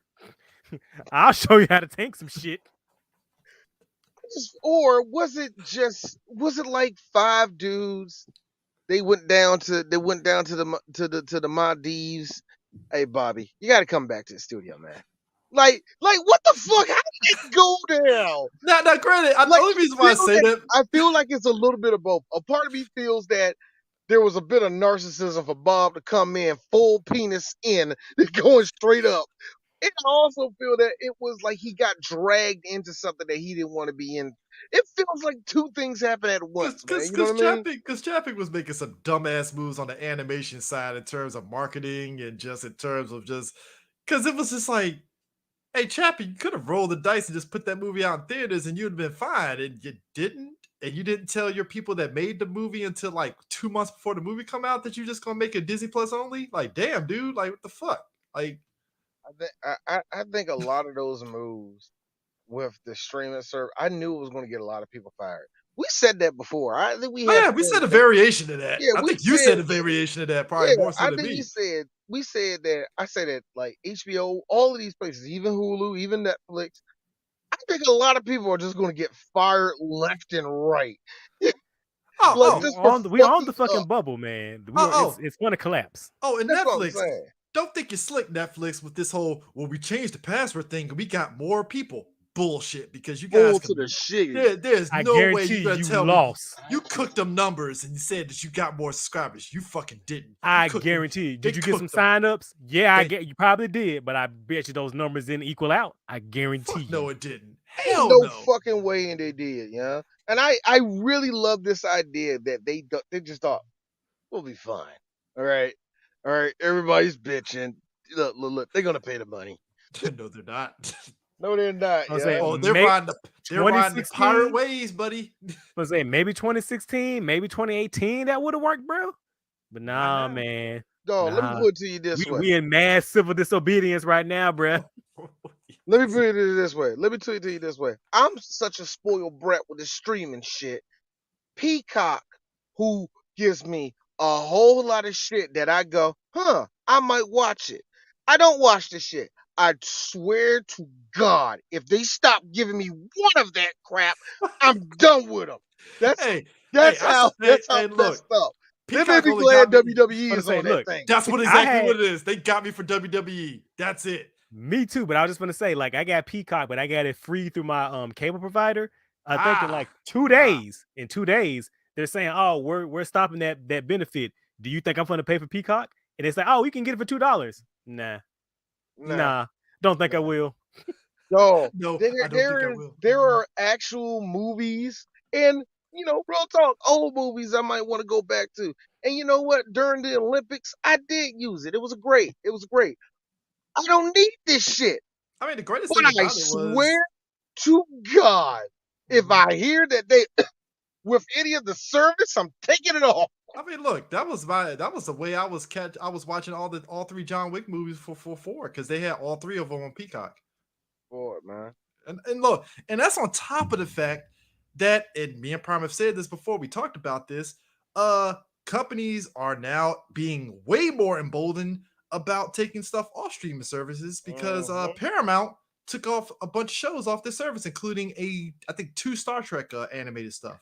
Shows. Right, and Prodigy was pretty fucking decent. Everybody said Prodigy was actually pretty good. Yeah, Prodigy is pretty fucking decent. It's weird how Paramount is like kind of cutting their service off a little. I mean, pulling back on some of their service. I will say that.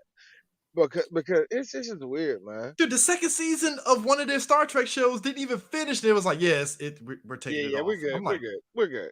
I'm like, wow. You got Lower Decks. Look, you got Lower Decks. Shut the fuck up. We got the crossover. It's great. It's fine. All right, come on. Look. We kept Discovery on longer than you want. Did we want? Come on, man. Then anybody wanted. Just being real. Here's the thing. Again, Prime, I haven't watched Discovery. I haven't heard no one give me a good reason to watch it, but I have heard enough reasons not to watch it, and I feel that I'm not being fair. But yet, no, you're being quite fair. You're being extremely fair. You should probably just go on ahead and just watch Picard season 3 and just be happy. Yeah, just watch that and just move on with your life. That's it. Don't watch anything else. Season 3 Picard just says, yeah, season 1 and 2 didn't happen. Neuralized. Oh, for real? But no. Here's the thing though. No, it doesn't. It builds upon that shit. It does, but man, but at the same time, look, Prime. I just don't want D to go through the trouble of watching season 1 and 2. I'm saying don't watch season 1 and 2. Don't watch it. Hell no. Don't watch it. You can just watch season 3. Watch a recap. This is not no JoJo shit, right? This is not no JoJo shit where somebody being an asshole telling me just to skip straight up to Stardust Crusaders, right? First of all, what clown punch that person in the face? You chopped them in their goddamn throat. Oh, I do that now to everyone, man, because I was told by 3 people to do that. I was like, no, I shall go to the beginning. Exactly anyone who tells you that deserves a quick chop in the eye, 3 between the nuts. D turned into old boy from the beginning of the Lord of the Rings, where he's like, put the ring in the volcano. Nah, I'm good. Man, there ain't no stands there. Man, you ain't even going to like the JoJo, especially the second one. He really gay. That's my favorite JoJo. First of all, who the fuck said Joseph? How dare you? Show me them. I just want to talk. I just want to talk to him. I just want to talk to him. That's all. That's all. I don't even associate with these niggas anymore. I don't think I do that, actually. Hey, there are niggas that literally sit there and question their manhood after watching Golden Wind. Me, a man of culture, is like, Golden Wind was dope. What are you talking about? Golden Wind was the most it was the gayest, most gangsterish shit. Thank you. Man, why that queer eye for the JoJo? It was like this. Why that dude wearing a dress? Why are you not wearing a dress? He's like this. Why that dude wearing? Thank you. He's like, why that dude wearing a dress? Like, I hear you talking that shit, but watch when the planes come out. We talk about the planes come out. The fuck is going on? See? I'm not gonna lie. When I first started reading Golden, when I was reading an old like fan translation, and I didn't know Narancia was a dude. Like I was reading. I thought that mistake. I can get that mistake. Like, the whole time I was reading this shit because like I don't think they ever used the pronouns, and like I thought it was a chick. I like, oh, they got this chick. Like, this chick gangsta as fuck. I got to when they got to the Coliseum, and they started using he. And I went, I beg your fucking pardon. What is this? What? Squeeze me? Baking powder? What? I was say, my dick's still in my hand, but I'm like, so how fast should I stroke? I mean, what? I mean, I'm not saying I'm not into this, but you could have told me a little sooner so I can know the right amount of pressure to apply. Is all I'm saying.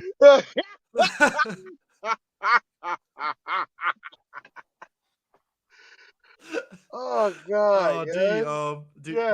I feel we hate being right. So many years ago.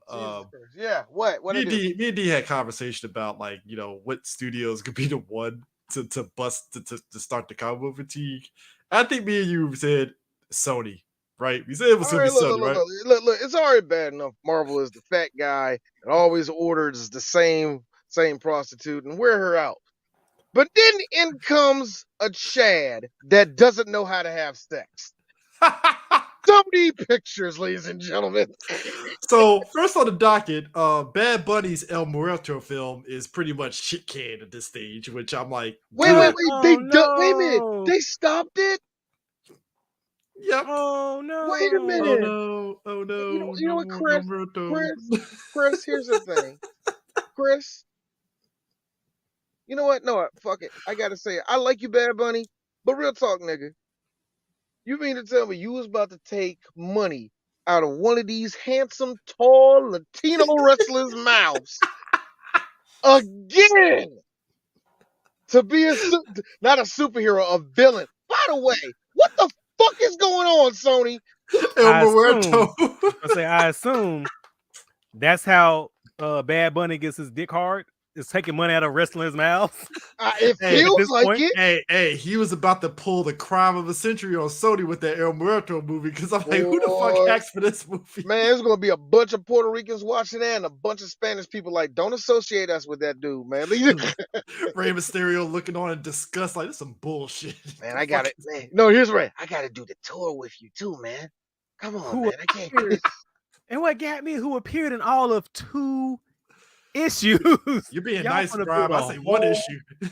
I say one issue. You said 2. Oh. I'm like, Was it 2? Was it 1? It might have been just 1. You know what? We briefly talked about this, Prime. There's one thing about me talking trash about Prowler, but there's legacy with this nigga, okay? yeah, There's a little bit of legacy with this motherfucker. He survived the 90s, all right? So he has 2 fucking versions you can pull from. My Come on. God damn it, yes, sir. There's something to pull from that. He had 3 miniseries. Something. There is something with Prowler, young. No, He has a I was gonna say, well, at least Power, if you do his original story, he actually has some fucking gravitas where he didn't start off as a villain. He was like, yo, they're trying to steal my fucking technology. And he's like, oh, I'm gonna get some money by basically doing what fucking Peter did. Like, oh, I'm gonna have this villain steal something, and I'm gonna bring it back, but I'm gonna be the villain. But then Peter Parker, you know, as he does, stumbles in, fucks up shit, Felix the Cat style. And that's how he became the fuck, anyway. El Muerto is a guy who gets powers from a Lucha Libre mask, and that's it. So let me get I have a better idea. How about y'all keep that movie and then make a movie of Los Luchadores? Let's do that instead. Ooh, Oh, yes. Yes. Yeah. I mean, like, but no, it like no. See, I can say that about it's luchadors. Yes, they are. I was gonna say some like white people gonna stereotype the shit out of this shit, but like nah, because Mexicans love this shit. Yeah, they do. But also like, because you got to realize El Santo, Blue Demon, all of these dudes are superheroes in Mexico. These were real life superheroes. Shit, Rey Mysterio is still one to a lot of them down there, yeah. So you know what I mean? These motherfuckers are bigger than life, yeah. Shoot, my boy, you know, Andrade when he was on La Sombra. All the Bambas, they're big time stars down there. So I was thinking like, oh man, this is white people about to stereotype this shit. And I thought, nah, this culture, young. So I can't even get mad at that. So like, it's like I get the idea. So I get it, but yo. And it's Bad Bunny, he's huge, dude, but it's like not this dude, not this fucking character, dog. No. But then to put the burn in us, right on Juneteenth, we get White Panther, aka Kraven the Hunter. That's not Kraven. That's Kevin the Seeker. How dare you? Kevin the Seeker. Hey, Chris. Now, interesting enough, when I was on my tip of loving comics and I was like, I was actually writing at that time. Remember, I said I couldn't write. I told you straight up, I can't write no Spider-Man story. I just can't. There's so many of them, and I want to know where to start with creativity with it. But there was one thing I would do. I would make Kraven, but I would make him an African. Not a white African, an actual African. I told you. Not South African. This nigga from the Congo, Uganda, somewhere. He's from Africa. You know what I mean? And you give him his own story. Yeah, you can make him a villain. Yeah, you could probably make him a tweener or whatever you want to call it, man. But you could do stuff with that shit. And I thought to myself, well, whatever. We'll see what happens with him. Kraven comes out. I was like, they're gonna make it a white guy. They're gonna make it a white guy, and they're gonna make it a white guy too, ain't they? Bro. Well, I mean, trailer. the nigga's Russian. Now, first So- and foremost, hold on, the most fearsome of whites. You mean the flaming hot whites? Spicy. The flaming hot whites. Wait a minute, what's the reverse of it? Because non-seasoning, man. So Oh, ice water. I don't know. nah. Craven in the comics, he gets his powers from a serum from Calypso. You know, that's how he gets his powers, right? Yep. Otherwise, even without the powers, he's still a fucking beast. You in know and of where himself. Chris? That and apartheidism. That's where he gets his powers. Yeah, that's go it. ahead. Clearly. So in this trailer, my man gets, I guess, bitten by a radioactive lion. I guess the blood gives him powers. I guess. Lion. Did y'all see that too? I was like, what, did a cougar bite him? What the fuck? Yo, man. I'm like, did a lynx just bite this nigga? What the fuck just happened? I was like, did the spider that bit Spider-Man bite the lion and then bite Craven? Now you take all my powers and go to. I would have preferred. We got a big problem here. We got a big problem here in Manhattan with animals biting, giving superpowers. So Mustafa had rabies, right? Dude, when the lion mauled him and I saw the blood going to him and it did the shit that they do in all the movies and stuff, when you see the blood reaction, I was like, get the fuck out of here. Now I don't remember. Did the trailer show like the DNA reaction? Because it showed the DNA reaction. Oh my god, that's what a jicky joke. God damn it, man. I can't have shit. Thanks, Sony. Thank you, Sony. Sony, check this shit out. Check this shit out, Sony. WB could have very easily did the same thing when Vixen touched that fucking amulet. That didn't happen though. We ain't seen the process of that shit because they knew that's just fucking stupid. So Craven is biting niggas' noses off and shit. I'm like, so he's an by the way, added bonus. Apparently Craven is manimal now, so he can control animals. And I'm like, get the fuck. Okay, I was gonna ask. I thought Craven could do that. But I thought Craven could do that. He can't. I thought he had like some like low level Dr. Doolittle little power. He doesn't? Nope. Other than like just maybe sheer intimidation or being like intimidation. Like he does but not this. like again. Apartheid powers. I forgot about it. Sitting up there, Craven does this to a lion. That's it. That's all he gets. Now, if somebody gets mad at me saying apartheid powers, okay, I'm sorry. But he's clearly a colonizer. Guys, come on. He's clearly a colonizer that went over there and started shooting a whole bunch of elephants saying I'm the greatest man in the world. And then said, I gotta hunt some Spider-Man because reasons. And I'm like, you know what? That's a good reason. Hunt somebody that's in your weight class. You know what? The balls of these motherfuckers in the Marvel world to step up to somebody in a fucking... You know what? It's one thing. Like in DC, it's metas versus metas. We can deal with that shit. I'm like how this nigga who did 18 push-ups in the morning said, give me that motherfucker, give me that sniper rifle. I'm about to get the Spider-Man. Why 18 push-ups? It could have been... Well, come on, man. Push-ups, 5 squats, and he had a fucking protein shake that morning and said, time to hunt Spider-Man. No, hold on. But he's one of those white guys. So yeah, I did my morning jog. How long is your morning jog? Oh, it's this right here. 20 miles? Yeah. What's wrong? In Manhattan. Shirtless. In Shirtless. The winter. You know it is. Craven one of them. Craven's one of them. Craven didn't even start low and be like, you know what? I'm going to go after that Daredevil guy. Nah, Spider-Man, the nigga that can throw a fucking car at you. Ah, man. You had a better chance with the blind motherfucker. No, like, I don't even...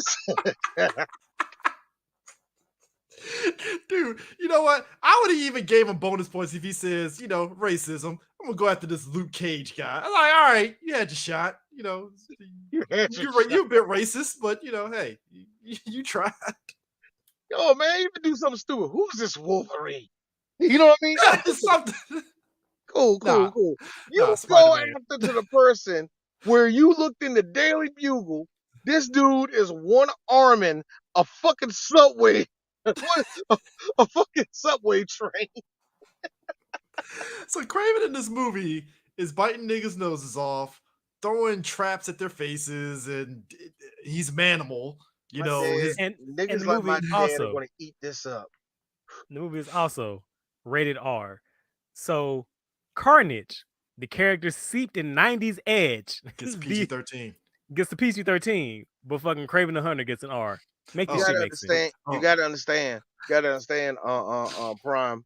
This is the inconsistency that I told Chris that I wanted from Sony. shut See, up, dude. see, Shut up, see, dude. see, see. Look, Prime. I just started getting into Warhammer, but there's a couple stories where people are causing chaos to happen so something bigger can happen. That's kind of what I'm doing. All right, trying to, I'm Oh trying to, no! Oh I'm no! trying to, I'm trying to make a chaos god, nigga. That's what I'm trying Oh to no! do right now. I don't know. I already said they need to double down because at the end of Craven, if Morbius, Venom, and Vulture don't show up and recruit that man, I'm throwing popcorn. I'm You mad know as what's fuck. gonna happen, dog? Dog, let me tell you something, folks.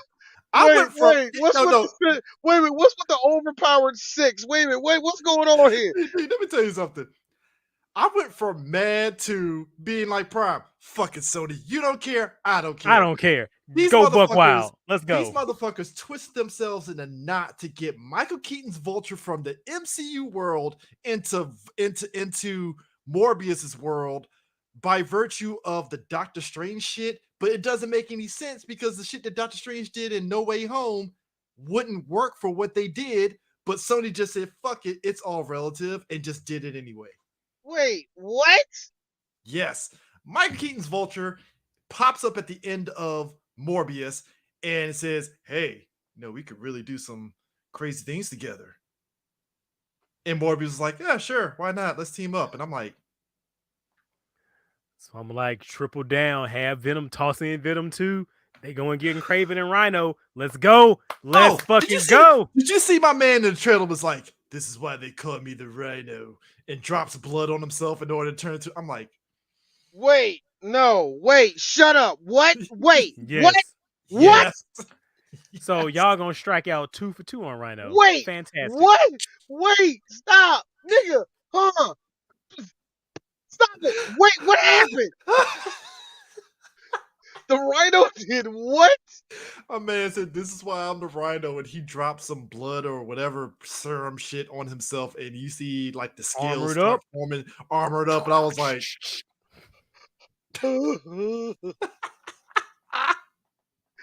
Yo, you know that clip of The Simpsons where homegirl go, you won't be needing this?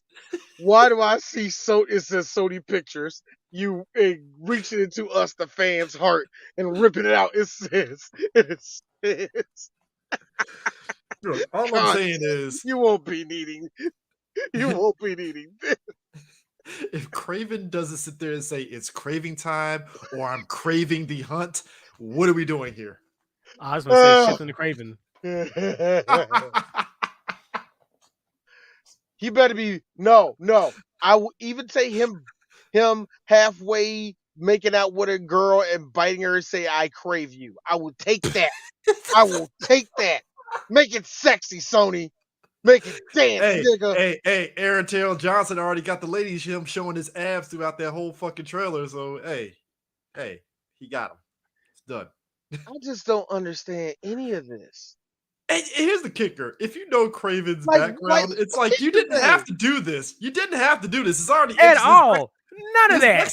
His backstory is interesting enough that you can actually make a movie if you wanted to. You know, I and mean, it's I like, wouldn't suggest it without a Spider-Man there.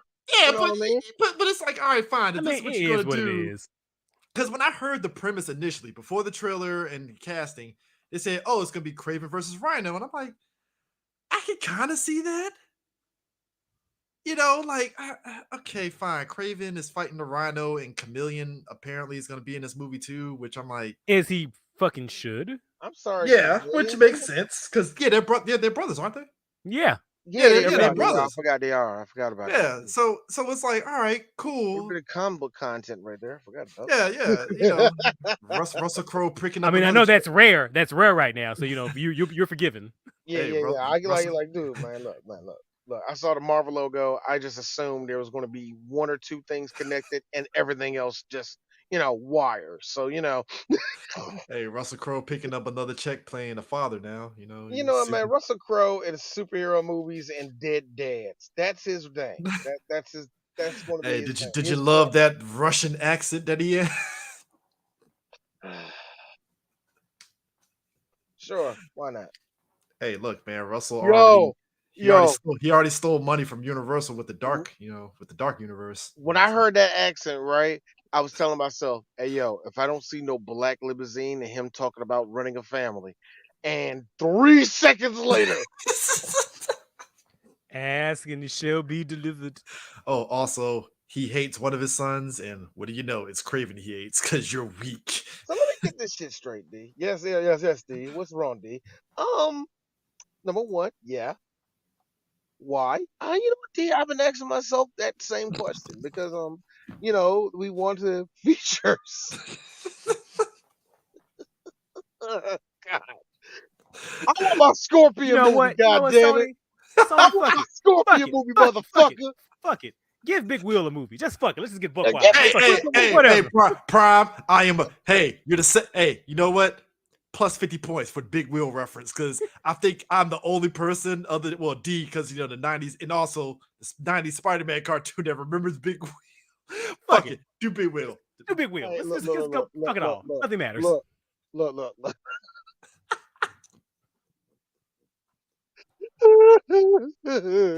Yo, give me Alistair Smythe, the movie. Right. Do the Spider Slayers with no spider. Let's just fuck it. Just do it all. Like, why they call Spider Slayers again? Oh, by the There'll way, be some stupid ass acronym like synaptic powered in. They gonna do some dumb shit. Yo! talk about too. The trailer had Craven. It's a brief moment where spiders are coming out from the forest, and I'm like, I saw that too. if this ties into why he's hunting Spider-Man, I am going to fucking say boo real loud in the theater when that happens. Please do it. Did you notice? No, Eric. Did you No, fucking Chris. notice? No, go ahead. Did you fucking notice the spiders is in the shape of the Andrew Garfield Spider-Man logo? Bro. Did you notice that too? Yes.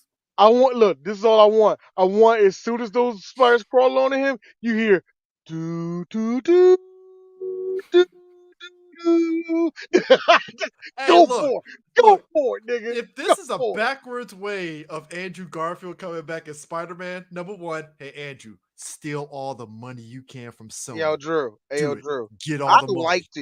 I like to. Personally, I think you better than Tom. Real talk. That's just deep. I just think they did. Look, get your money because they took your girl away from you, man. Yo, I want him to go into I want him to go into Sony's office and just say, I want this money for this Spider-Man and this not Sinister Six movie. Cause you owe me, bitch. You owe me. That trailer, I'm sorry, man. Like, look, is it gonna be more entertaining than Morbius? Sure. The bar is low. The bar is in hell. I said Honestly. the bar's fucking in Subternia hell. Fuck you. I'm already mad Tyrese really thought his character was going to be somebody important in Morbius, and it wasn't, even though it's like, so Tyrese, why did your character have this weird shit on his arm? We're not going to get no backstory on that? Nothing? All right. So you just gonna be just do Misty Knight with no explanation? Oh, okay, cool. That's cool. Yeah, yeah. That's nice. Hey, look, I'm still laughing that Sony got trolled into putting that movie back in theaters. Mm-hmm. Sometimes the internet is a wonderful place. I mean, and didn't have the fucking nerve to do what they're supposed to do. Couldn't you put Mr. Morbid time? You couldn't even just do that. That's the Couldn't bare do minimum. it. The bare minimum. It could have been ADR by somebody who wasn't Jared Leto. You could have done it. Fuck, you could have had Matt. Was it Doctor Who? Fucking Doctor Who dude say the fucking it's Morbin time. Can you imagine the goodwill that would have poured out? It probably could have got a goddamn sequel. Now look at you. Hey, the Snyder folks have been pissed because they're like, we couldn't even get that. These fucking Spider-Man people got Morbius too. Hey man, look, it's Morbin time, bro. That changed the game. To be fair, they got to live in a society. So I mean, yeah, that's true. Oh, thank you. They did get that. Yeah, speaking of which, I've been meaning for the longest time just to get that as a shirt. We let us.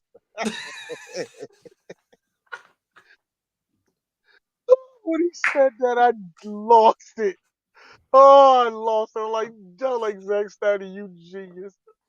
You You beautiful, mad bastard. you beautiful son of a bitch. I love you. First off, you give me do nothing Martian Manhunter. Thank you, by the way. Thank you, by the way. I liked how that reveal was awesome, and then at the same time pissed me off. I Thank don't know. you I had so much. the same confused look like Ben Affleck's Batman in that moment. Like, what, huh? What the fuck? What the fuck Wait, is hold on, this? Wait, I just wait. woke up from my nap. Who are you again?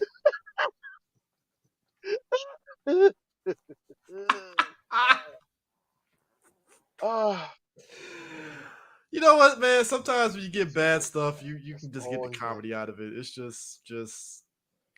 I mean, I'm not gonna lie. I'm gonna be there day one because I need the kicks. Oh no! Look! The name that you gave Craven is just perfect already. I would never have thought of. How long did that take? How long did that take The you to come with Seeker, that, Prime? 2 seconds, man. 2 seconds. much like most of this plot. All right. Dog, the fact that I said, let me guess, Russian gang, you're not good to defend me. You're weak. So here's an idea. What if we do John Wick, but in the jungle and there's no dog? I like that. I like that. But I got a question. We need to handhold the audience. Nobody's just going to believe he took a serum and got these powers. He needs to get it through some type of transference. Isn't it like Johnson, what if we have a lion drool on him? I don't like that. Morgan, Be- why don't we have Morgan? What about you? What do you think? Can we have the lion bite him? See, this is why we're letting vaginas in the writing room, guys. This is the reason. This specific reason. Come Bite on, 'em. got it back. But why a lion? Because the comic book character wears a lion vest, George. Keep the fuck up. I would have rathered, and it would have been Well, according- stereotypical no, shit. hold on. Well, according to Spider-Man issue number 4. Whoa! Whoa!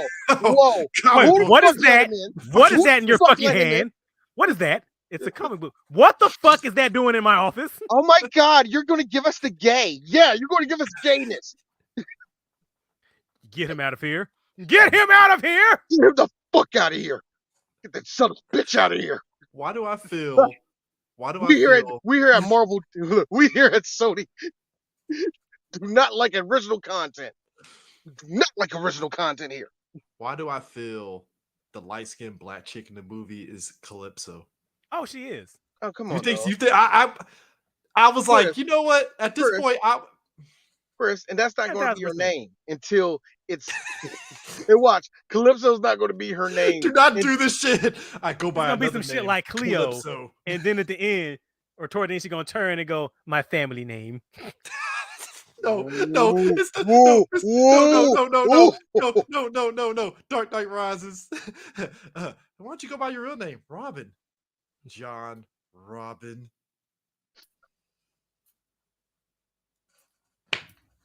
Really, Nolan? Really? Look. And it's time for me to exercise a ghost. That was terrible. Yes, it was terrible, D. Why did you eat it up? Because I was a starved comic book fan. I understand it. This is why we don't accept the bullshit from Hollywood anymore. Because you did that day. That's why, hey, Chris, that's why Iron Man 3 had to die. Because of you. Oh, shit, she is Calypso. I Oh, told I told you. Come on, nigga. damn. Dog. Fucking told you. I Nigga, knew she it. had she had 4C hair, and it was a cute white boy. You knew it was gonna be a motherfucker. I would have rather they went stereotypical. She's like some voodoo priestess and shit, and she gave Craven some serum. I would be I like how white people. stereotypes, but Hey fine. yo, real fuck talk. Have y'all noticed that white people have been making black people use voodoo in movies less and less now? Yeah, Cloak Have and you Dagger was the noticed that? last. Cloak and Dagger was like the last thing I saw that had anything dealing with voodoo. Yeah, but I've noticed that they stopped But- doing that because voodoo is actually scary to white people. I mean, But- dead serious. They are scared of that D, shit. we're already black. They're scared of us already. How can Yeah, they be yeah. more scared of us? But- Eric, hey, Chris, and much like my favorite line in C Lab 2021, damn it, now the damn thing got wheels. Why do you want to give us? Why do you want to Magic. give us things to make us faster? Come on, dog.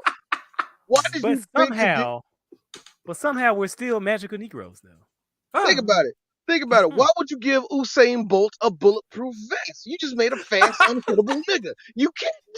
That's what I'm saying, Chris. You can't add. Chris, you can't add stuff onto us. Same Bolt with the bulletproof vest. Yeah, why am I picturing Usain Bolt with a fucking rocket pack and some shoulder-mounted missiles? Bro, you made him a mini. You made him a mini Gundam at that point, dog. Come on, man. That's speed. That's speed. So Ariana DeBose is she's a Is it Dubois? It probably Dubois. is I think it's Dubois. Ariana Dubois. I think it's Dubois. Yeah, it's probably Yeah. Anyway. Yeah. She's in that upcoming Pixar movie Wish. But yeah. Oh yeah, she was in West Side Story. Yeah, she was in that Steven Spielberg West Side Story movie. Oh, was she I'm not even going to say she was the main her. Yeah. She's not black. She's like some type of and that's something else I know. Latina X or whatever. Yeah, and that's another thing I noticed. And I'm not knocking Latinos for this. I'm not, because they're all brown skinned Latinos. They're all black. And she's a Brit Latinos. too. You know what I'm saying? There are brown skinned black Latinos out there, but oh man, she has not in Hollywood. Not in fucking Hollywood. I said, she has an identity crisis. Mm-hmm. Yeah. see. You notice that they get y'all, but in Hollywood they get the ones where, well, she's not that bad. Get her. Her father is Puerto Rican and her mother is white. Well, that's the perfect blend that we want. There it is. Well, one of them were Caucasian. That's how this works. I wish her nothing but mental peace. How about that? Yeah. I really do too. I really do. I'm not even. I like that's not even a joke. I'm being actually fucking sincere. Hey, man. Hey, we seen what happened with Zoe Saldana for a hot minute. She was gonna come for your neck, girl. Hey, don't do nothing stupid and straighten out your hair. Why are you straightening? Nah. Don't let if she pulls some All Lives Matter bullshit, she is done. Oh boy, what? It's already enough. It's already enough. She managed to duck dodge that whole fucking Steven Spielberg West Side Story fucking controversy that popped when that movie dropped. So hey, she avoided it. But hey, you're Calypso now. Is she gonna be a scientist? Probably not.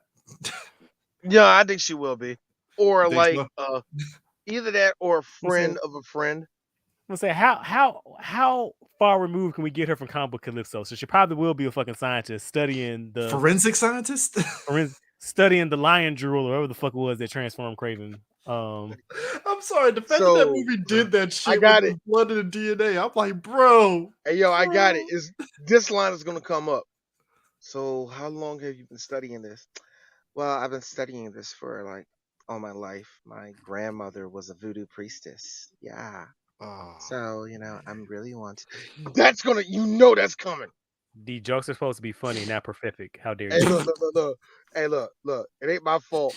It ain't my fault that God gave me the gift. And number two, it ain't my fault that Sony is basic. All right? It ain't my fault, dog. Hey, that's what happens. We know the book of Avi Arad. We know his book. We know the playbook and all. Just saying, bro.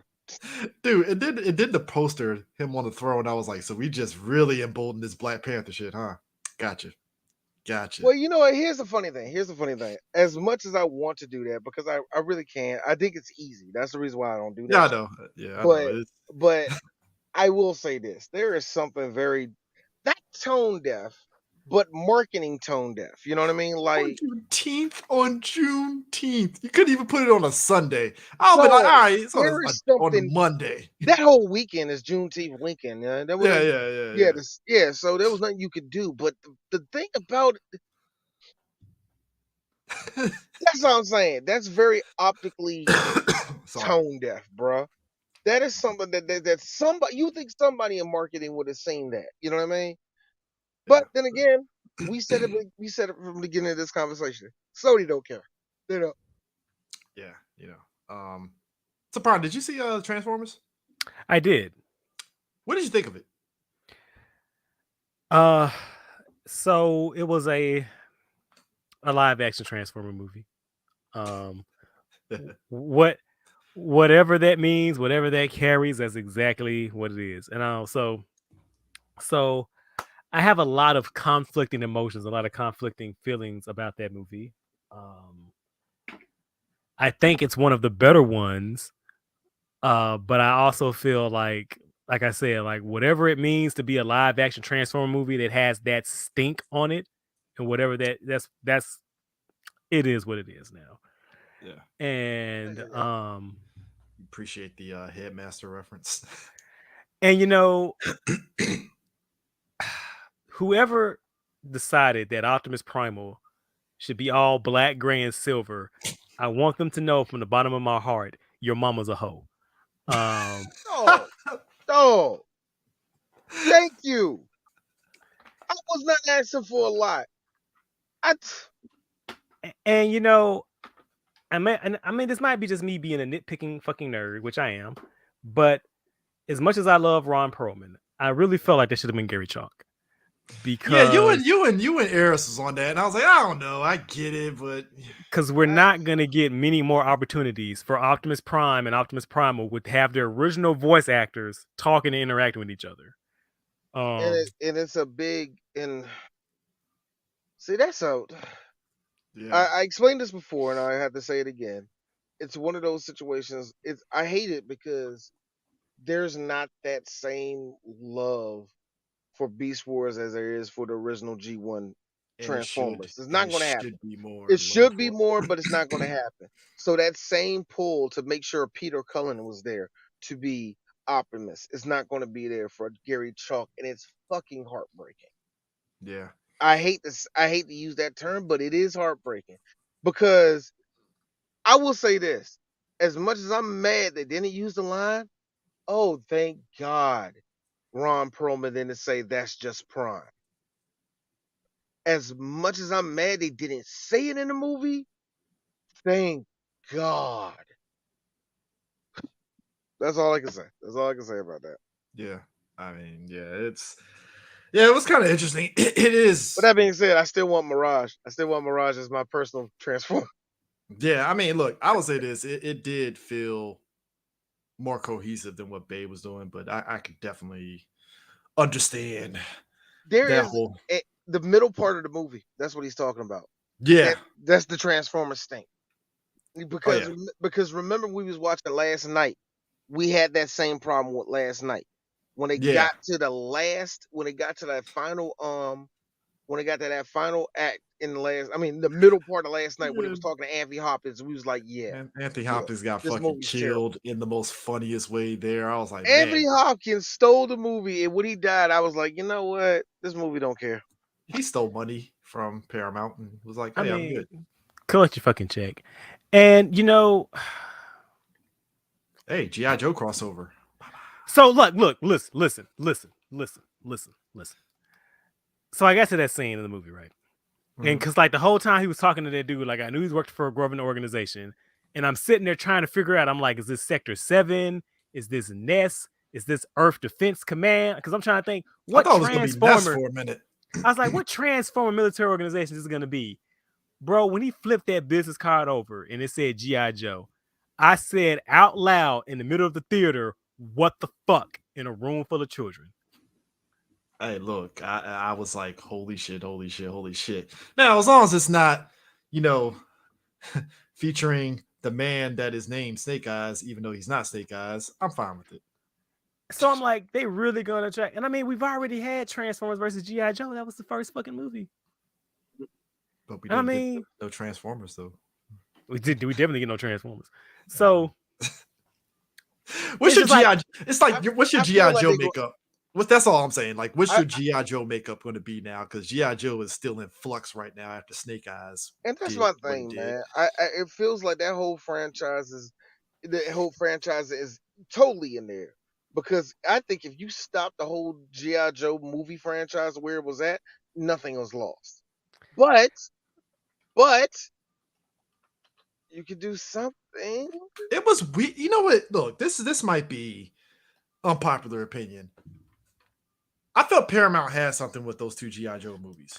I was just going to say that this might be a controversial opinion, but I feel like the first G.I. Joe movie, even with its faults, I felt like that was a more faithful G.I. Joe movie than the first Transformers movie was a Transformer movie. Yes, Like yes, the I like the totally first agree. one leaned heavy on everything that we know, like even down to like the cars and all that stuff. And I was like, Mhm. hey, that's straight out the fucking toy line. Holy shit, And then like the second one leaned heavy on the comics and stuff, which I was like, You all know, right, and I I got to dig it. be real. I think both of them came out during a time where I think a lot of people weren't ready to buy into the world that they were showing. Yeah, GI And Right. Joe and I military did, And and give look, it to be fair to them because I don't like neither of them. But let me take my bias out of it. Yeah, I think it got marketed wrong, and I think it just came out at the wrong time. I think the second one fared a lot better though. Just to be honest, but What? Yeah, and look, Rock. and I feel like, and I have this question. I feel like, and this, I don't know if this is a deal breaker or not, but if you're going to do Cobra, especially right now in live action with our Mm, geopolitical climate, as well as we living in a post 9/11 world, mhm. I'm sorry, but Cobra is going to have to be a terrorist organization. It can't be none of this weak lived. Well, they might have a point here or there. It can't be like Freckle Jesus from Captain America and the Winter Soldier. mm-mm, Um, they mm-mm. have to be a full blown, unapologetic, and you have to call them a terrorist organization because Hey, that's what they look. are. Hey, kudos to that second movie. It was like, oh, Cobra terrorist. Okay, cool. Got you. No, this Got shit, you. you We have drop to, we you have to dropping go, bombs into these countries and destroying them. Bet they're and terrorists. you have to go full for. I'm talking, I mean, chemical warfare, They have to everything. be Evil of evil. eerie. They have to be repulsive. Like it has to be just like you have to fucking hate them, and they And have to just go like. And I hate to say this term, but it's the best I can say of it. They have to be full blown Saturday morning cartoon. I'm sorry. yeah, and And that's because how you this want to know crossover why? can work. You want to know why? Because GI Joe is about to be the biggest American penis if you have ever seen. And you know what? So, You know in what? I'll order also to make argue. this work, you have to make them super bad guys. Right. And I would say, you know what? You don't even have to have the American. You can keep going on what you were trying to do with the GI Joe being an international strike You force. know what? Yeah, That's exactly, fine. exactly. And that's actually another thing I did like about the first movie. They did kind of make it not America, but a Everybody world is thing. from all the country. SAS, Exactly. Brits, Right. Hmm. Like, Congos, everybody, but Yeah, you I gotta ready to go with that. lean into that shit. Lean into Um, that the world is not going to stand no for it. Not not no one country, not no left or right or whatever, no political party or political leaning. no, Just it's literally the them world versus terrorists. Like it's exactly. Exactly. Them evil, we good. It has to be super that or nothing at done. all. Yeah. none of this fucking what y'all trying to do. Like, well, they have a point. He was a car salesman. Nah, bruh. Nah. No. The only thing you could do with any type of redemption would have to be with Cobra Commander in the way he sees the world. Cool. Cool. Because I'm not saying that people agree with Hitler, but it's like, well, that's the reason. Okay, all right. It has to be cohesive too. God, man. Well, all right. Well, he has a good reason. Yeah, yeah. Fucking kill him. Fucking kill him. All right. I got a question for you guys. What is up? Okay. I feel I've hit. I went from I didn't mind it to now I'm getting kind of like annoyed. Um, what is with DC like throwing Harley Quinn in our face in every aspect, way more than what Marvel's doing with Deadpool? So I got really excited because I saw there was going to be a new fucking Birds of Prey. And if you know me, you know I love me some Yeah, motherfucking Birds of Prey. And I saw that roster. I was like, Black Canary. I'm like, oh yeah, let's go. Cassandra Cain. Oh baby, you giving it to me now. Big Barda. My nipples are erect. Am I going to be reading weekly comics again? And they drop Harley Quinn, and I said, go fuck yourself. why is I'm she in done. that Wait, lineup? I why is don't Out. she in that know. lineup? Thank And you. and I I'm was just like, like, that is why. and I'm like, if this is coming out to coincide with the movie, nigga, y'all are 3 years too late. Thank you. Why? Why? Why? All right, deal Why? breaker. Who's writing it? Is it Stephanie Williams or It ain't is Gail it Simone, I'll tell you that much. what is that? What is that other just horrible Hold woman? on, hold on. Get Let down me here. let me look it up. I think Is it Leah Williams? Hold on. It's one of the. Either Stephanie or oh, Kelly Thompson. yeah, Kelly yeah, Thompson. yeah. That book is going to suck. Jesus Christ. Look. Be Not, gentle with Barta. Be gentle with Barta. Ain't no I do wasted. not. That book is gonna suck, bro. It's I always just don't. fun. It's always funny when you see a decent team with a shitty coach.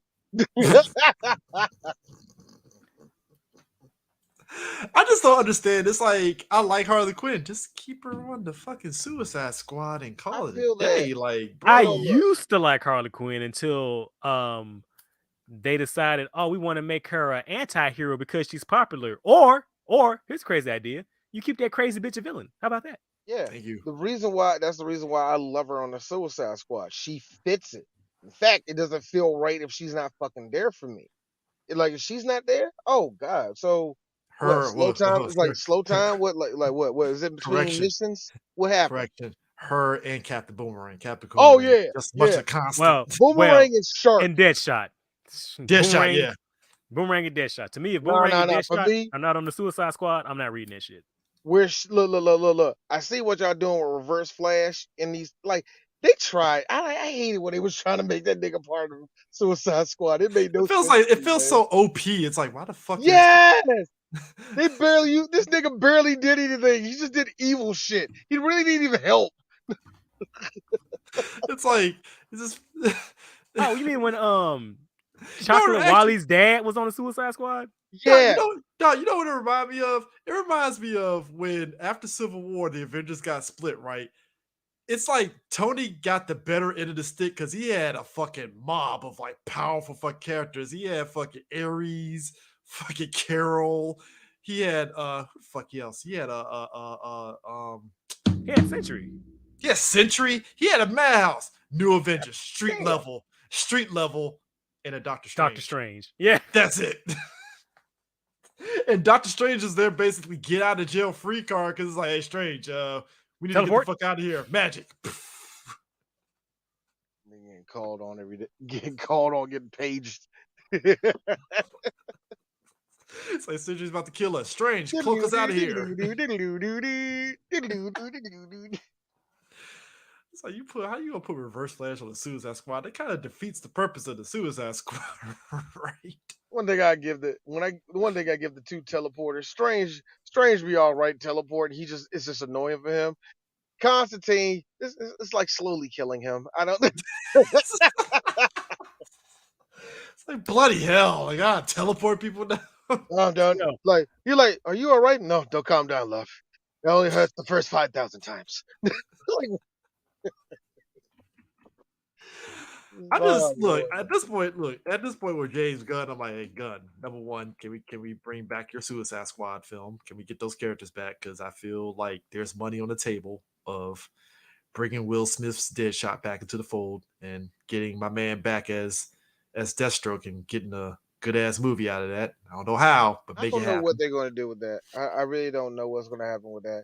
I look, as much as I enjoyed the last Suicide Squad, I'm mad Boomerang's gone. So I don't know how to feel about it. We've already commiserated that, man. Yeah, I know. I already said that earlier. So now you're like, man, you're just putting the knife in Prime side now. Like, I'm sorry, bro. I know, man. Just pouring salt on me, man. Just hey, man, how you think I feel, bro? I just got around to liking this motherfucking in live action.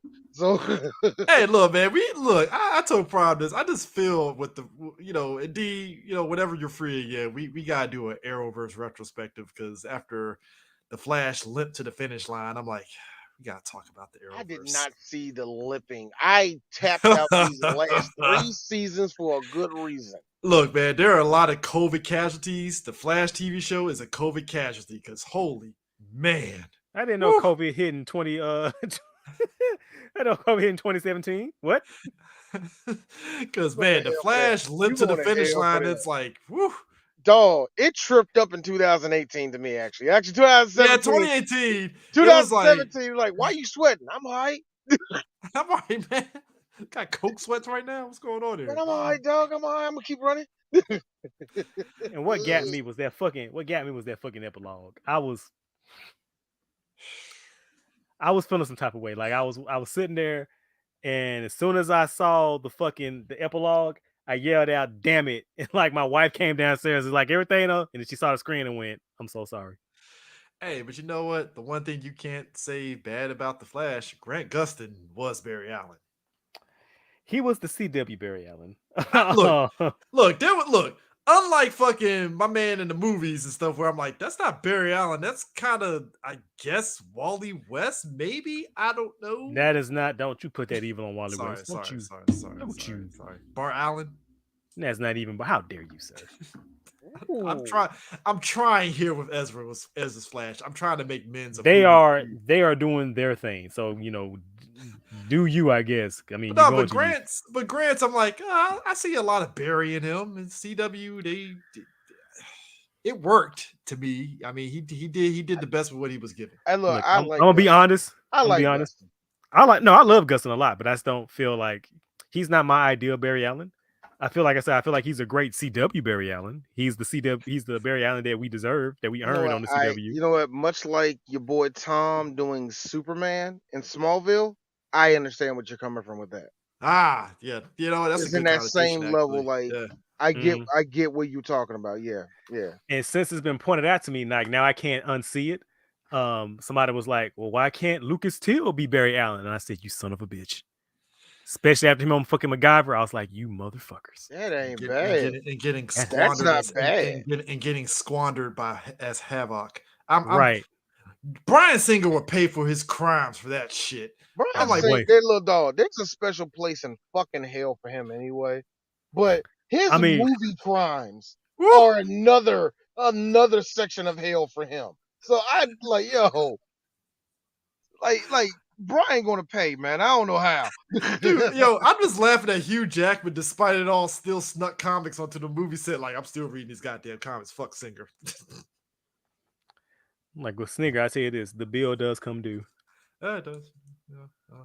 Deadpool 3 might be interesting because Hugh Jackman You and know what? Ryan Reynolds are on board on that one. So As much as I don't want to really read into too many well anybody's predictions in the next year or so when it comes to Marvel, because only reason why is just because as fucking cynical as I can be, I'm always open for, well, people are going to show up for certain yeah, IPs, or that the marketing might get really good, whatever happens, you know what I mean? I understand why people make do this shit. So I feel people are have speculated themselves into submission at this point.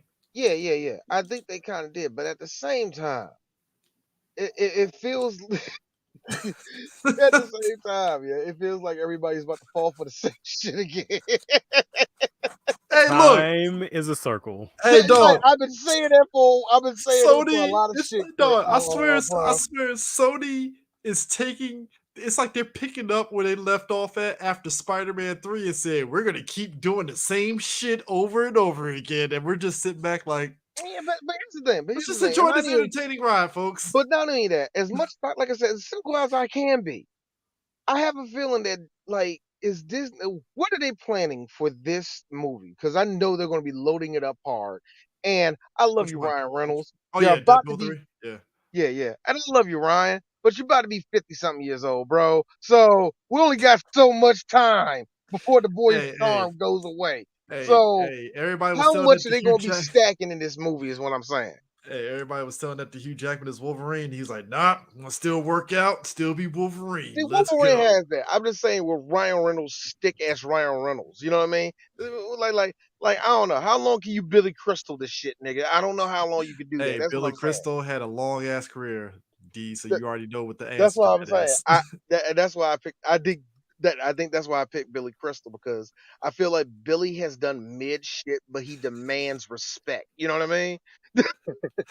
Hey, he Don't gave get me us a wrong, he's done bangers, but come on, man, hey, really? him and Gregory Hines. I know you won't bring up that one movie. nah, Him and nah, Gregory nah, Hines. nah, nah, nah. Harry, Robin Williams, and Whoopi Goldberg gave us that. They raised money for charity for comedy. It no, was no, no. great. I will never take nothing away from him. It always feels that, like, whatever. You know what I'm trying to say. He The point coasted is, on. You know what? Billy Crystal coasted on his charm. that's what I'm That's what it saying, is. and that's what I'm saying with Ryan Reynolds. You know, with him doing the Mint Mobile commercials, him doing the whole Wexham FC shit, all that shit. It's like, yo, Yes, you are Ryan. right. It gets you far in Canada. You are 100% right. Yep. Yep. He's That's all. Canadian, so Hey man, look. I'm not hating on him. I'm just saying, like, but real talk is like, how much are they gonna stack into this Deadpool movie, huh? Like, yeah. I feel like either it's going to like because you know how it is when you stack up for a third movie. Either it's going to be way too bloated, or it's hard to get that perfection Kind right. of You know like what I mean? Ant-Man Quantumania, where it was bloated, even though it had some Oh, interesting ideas. I tried, Chris, and you know I already don't like Ant Man, but I felt like this was just like this was made for Chris. Hey, look, This was I made look. for you because I feel like if you read the comic book or at least have some comic book knowledge, probably this should be your shit. And I think that's why, like, for me, when folks sit there and front their face at Ant-Man, right? I'm like, guys, at some point you're gonna have to get away from the main superstars and pay attention to your other stars. And even because people were frumping their face at James Gunn doing Suicide Squad and the characters they picked, I'm like, don't you frump your face? This is the Suicide Squad. It ain't supposed to be what you think it I thought is. that was hilarious though. See, that actually proved to me they didn't know what the fuck they were talking about. See, it's one thing getting mad at Kang. If you get mad at Kang, I don't blame you. Cosmic Marvel is scary today. I get it. I Yeah. fucking get it. But Eternals is very scary, D. I understand it. you know what I'm saying? That goes above your pay grade. The second you see motherfucking Galactus, you're like, oh, World Eater. I don't like that stuff. Give me back to the Hulk. You know what I mean? I understand that. I get it. Nigga, you talking to a person that don't like Cosmic Marvel, you know? That's Yeah. the second I see space, I'm like, I better see a raccoon or I'm leaving, nigga. But as soon as they see King Shark, they're like, what the fuck is this? I'm like, it's King Shark. It's dope. That's what got me. Niggas was complaining about King Shark. I like, you don't know nothing about the Suicide Squad. If King Shark is your complaint, I marked that over fucking. They put Peacemaker in. I was like, damn, Gun went through the fucking. boy, when He I went into saw the. Peacemaker, Polka Dot Man was one thing. But when I saw Peacemaker, I'm like, what? Hold up, I'm gonna test Prime on this one. So Prime, were you demanding Kite Man like some of us were too? I was not actually. Okay. I kind of wanted Kite Man. I got Like I said, like I'm like, look, the one thing I was demanding when I heard that James Gunn was doing it, I was like, man, please, Vixen the Bronze Tiger, please, Vixen the Bronze Tiger, please. We did get Bronze Tiger. We kind of got Idris, so that I guess it's close for Bronze Tiger. look. You know another one I'm asking for? I'm asking for this. He's in Legend. He's a legendary one-use villain. I don't want him on the Suicide Squad. I want him to be the villain of the movie, maybe. And it will go with the little trend that's going on right now. Get Snowflame. Get Ooh. Snowflame to be the villain, You or at know least what? or the Let's go. 1 second villain, whatever. You know what I mean? I need Snowflame there. Let that dude start doing cocaine and just be silly with it. Like, what the fuck? And this nigga turns into Brawly. Come on. I feel that That might will be be Peacemaker. hilarious. I feel that might be Peacemaker season 2. He probably show up in. Hey. Put down the booger sugar. Let's get. Hey, look, I kind of would count Vertigo in the next Suicide Squad movie if they do it. Oh, I already told y'all, man. When I tripped over him, when I tripped over this motherfucker, I want him in now. The Fiddler. The Fiddler. There's the idea dude. that Fiddle's in control. You know what the you do? And this is what you do. You get John Oliver to play him. You're like, so what do you do? No, I get on my fiddle and I just start playing.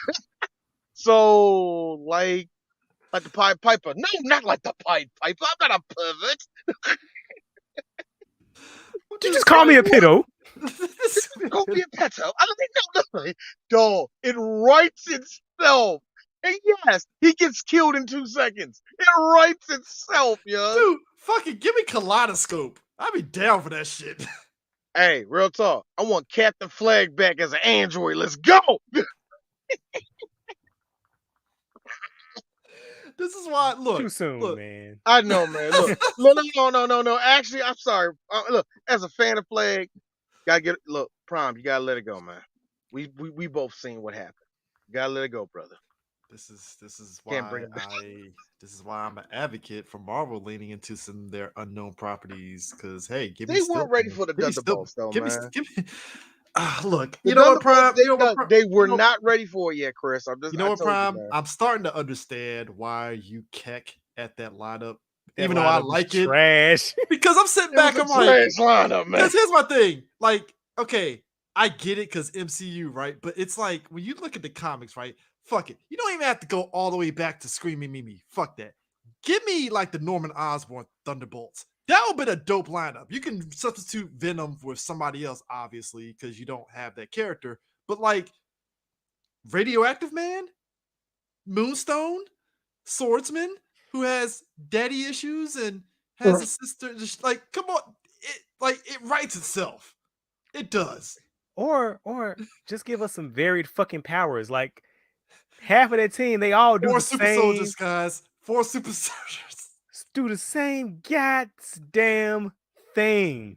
We have 4. Actually, no, because I can't even. Well, yeah, 4 super soldiers. Because you have Bucky, Widow, Crimson Bucky, Guard. Widow, Crimson Guard, and Taskmaster, technically.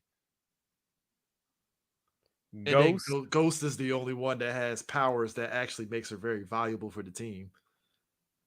And that's it. And I'm like, but you have other villains that we've seen in the movies that you could add onto that team and vary it up a little bit. Team sucks.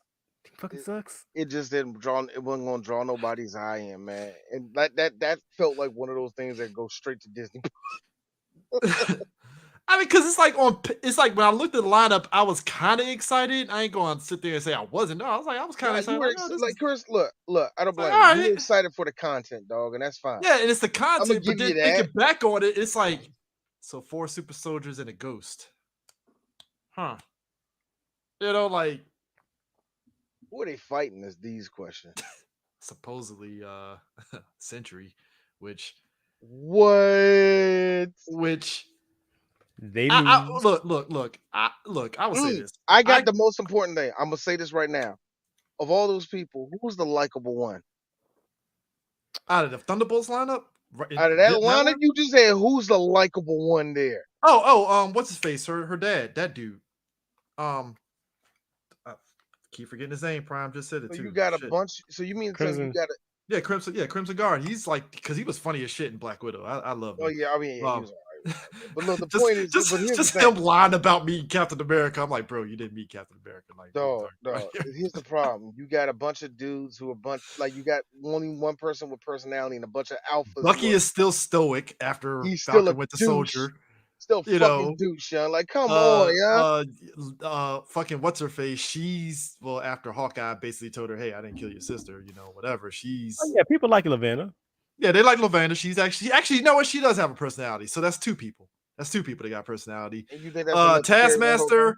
They're gonna have to do some rehab on that character because yes, they would. In execution of the actions, dope. The character underneath the mask, not so much. Like, I feel like a lot of that show was lacking a lot of personality, just period, man.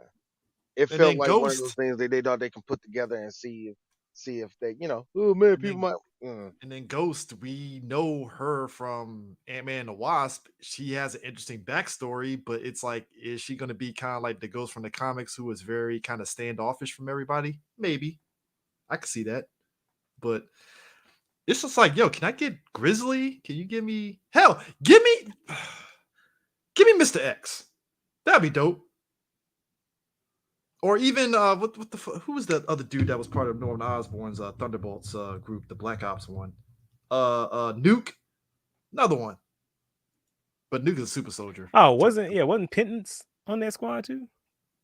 No, it was the one that it wasn't. I'm about to say he had the Green Goblin hovercraft. I think it was Headsman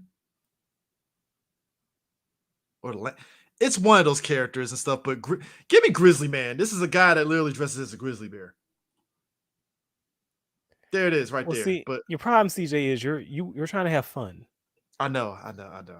Fun doesn't happen here in the MCU. How dare you, sir? Yeah. Well, when they're on it, it can be fun. But you're right. Just like whatever. Marvel's is coming out. We'll see how much the sunshine will not shine through this one, man. Yeah. Hey, look, the only hope I have with them doing Sentry is like, look, they made a better Civil War with the movie than the comic. It's looking like they're going to make a better Secret Invasion than what the comic was, because that Secret Invasion comic was just a mess. That was just very lacking. that was Bendis at like Bendising in that fucking book. Hold on. You talk about Secret Invasion or Siege? No, Secret Invasion. I don't know. I Secret kind of like Invasion. Secret Invasion.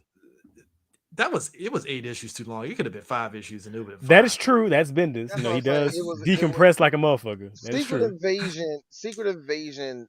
It to me was like it was meh, and then the last 4 issues was like, well, all the fuck right. It was just a build up just for, hey, we brought back Mockingbird, and I was like, that was it. It was odd. It was odd. All It right. was sort of because I remember at that same time, what was that? What was that? The Doomsday jump came out for DC. Yeah. And I thought it was so funny where I thought Secret Invasion ended very strong. I felt that the whole little jump with the Dark Side War. That's what it was. Dark Side War. Yeah, I thought it started off like the first 4 were like incredible. It did it kind of meh towards the end, where Secret Invasion was meh in the beginning and then got incredible. It was the padding in the Savage Lands that fucking irked me because I was like, bro, come on, when the fuck are we leaving the Savage Lands, bro? Well, I was waiting for you. Remember I told you, Chris, like I'm just thinking all this shit. When is something gonna happen? And then Doom took out Doctor Strange's spine, and I was like, yeah. I've been waiting. I was like this. I've been waiting for the motherfucking comic to wake up. Thank you.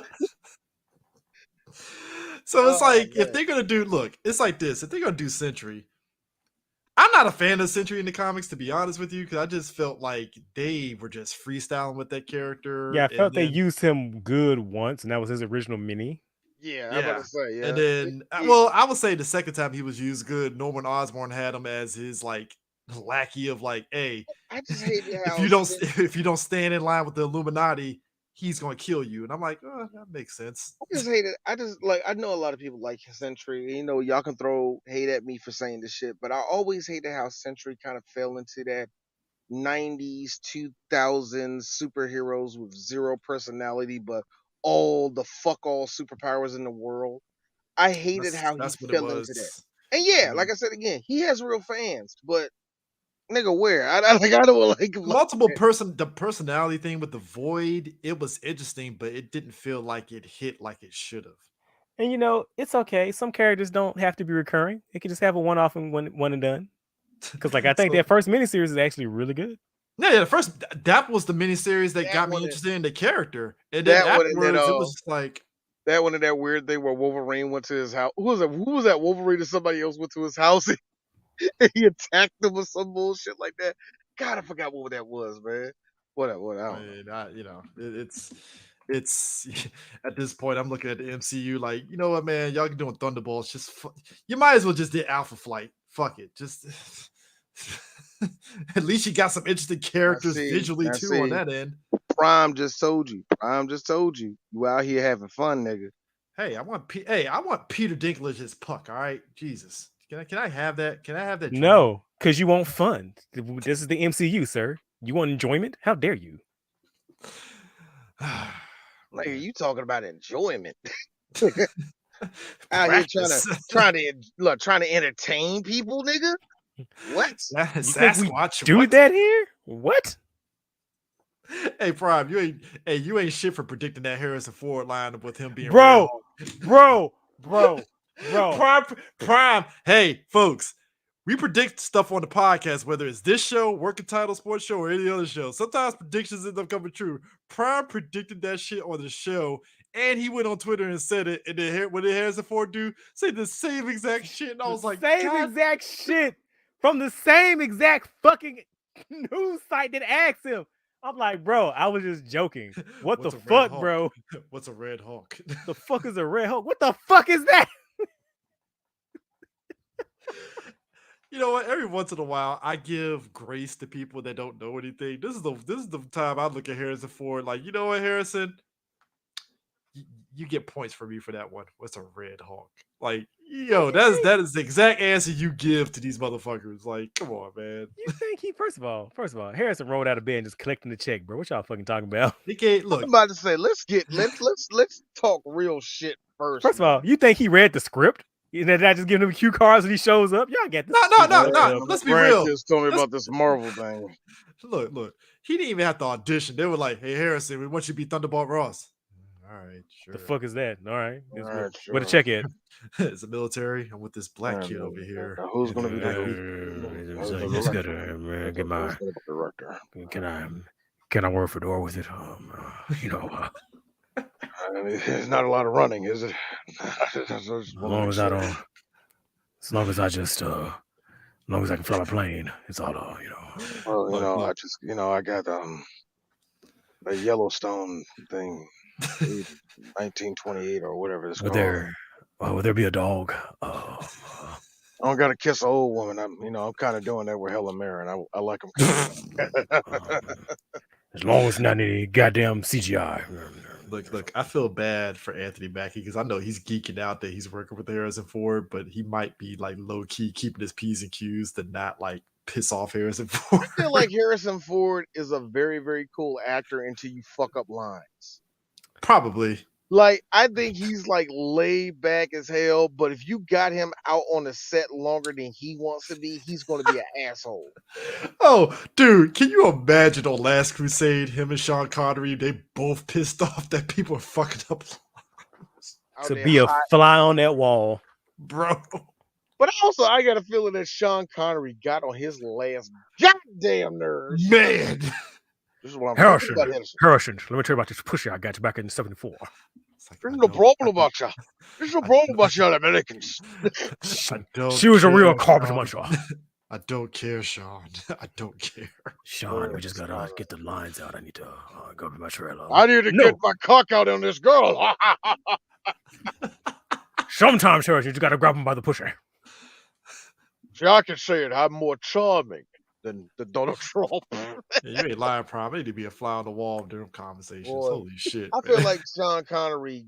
I feel like real talk. I feel like the only real actor that gives you like true, like a funny conversation, but there's like a whole lot of wisdom in it. I feel like Jack Nicholson is the only one in Hollywood right now that can do that. But because everybody else, I think they're just going to sell you on bullshit. Well, Denzel. Well, Denzel too. Yeah, Denzel. I'm keeping with the white actors. Okay, white actors. Yeah. Jack's the only one. I got a feeling that Jack. You talked to Jack for 5 minutes. It's like, yo, I done learned a lot from this dude. Well, son, he like this. Do you want to know the true meaning of acting? It's like, yeah, tell me, Jack. Tell me. Give me some deep shit too, yeah. Hey, I'll tell you something that'll probably scare both of you. Countdown until Jack Nicholson's in a Marvel movie.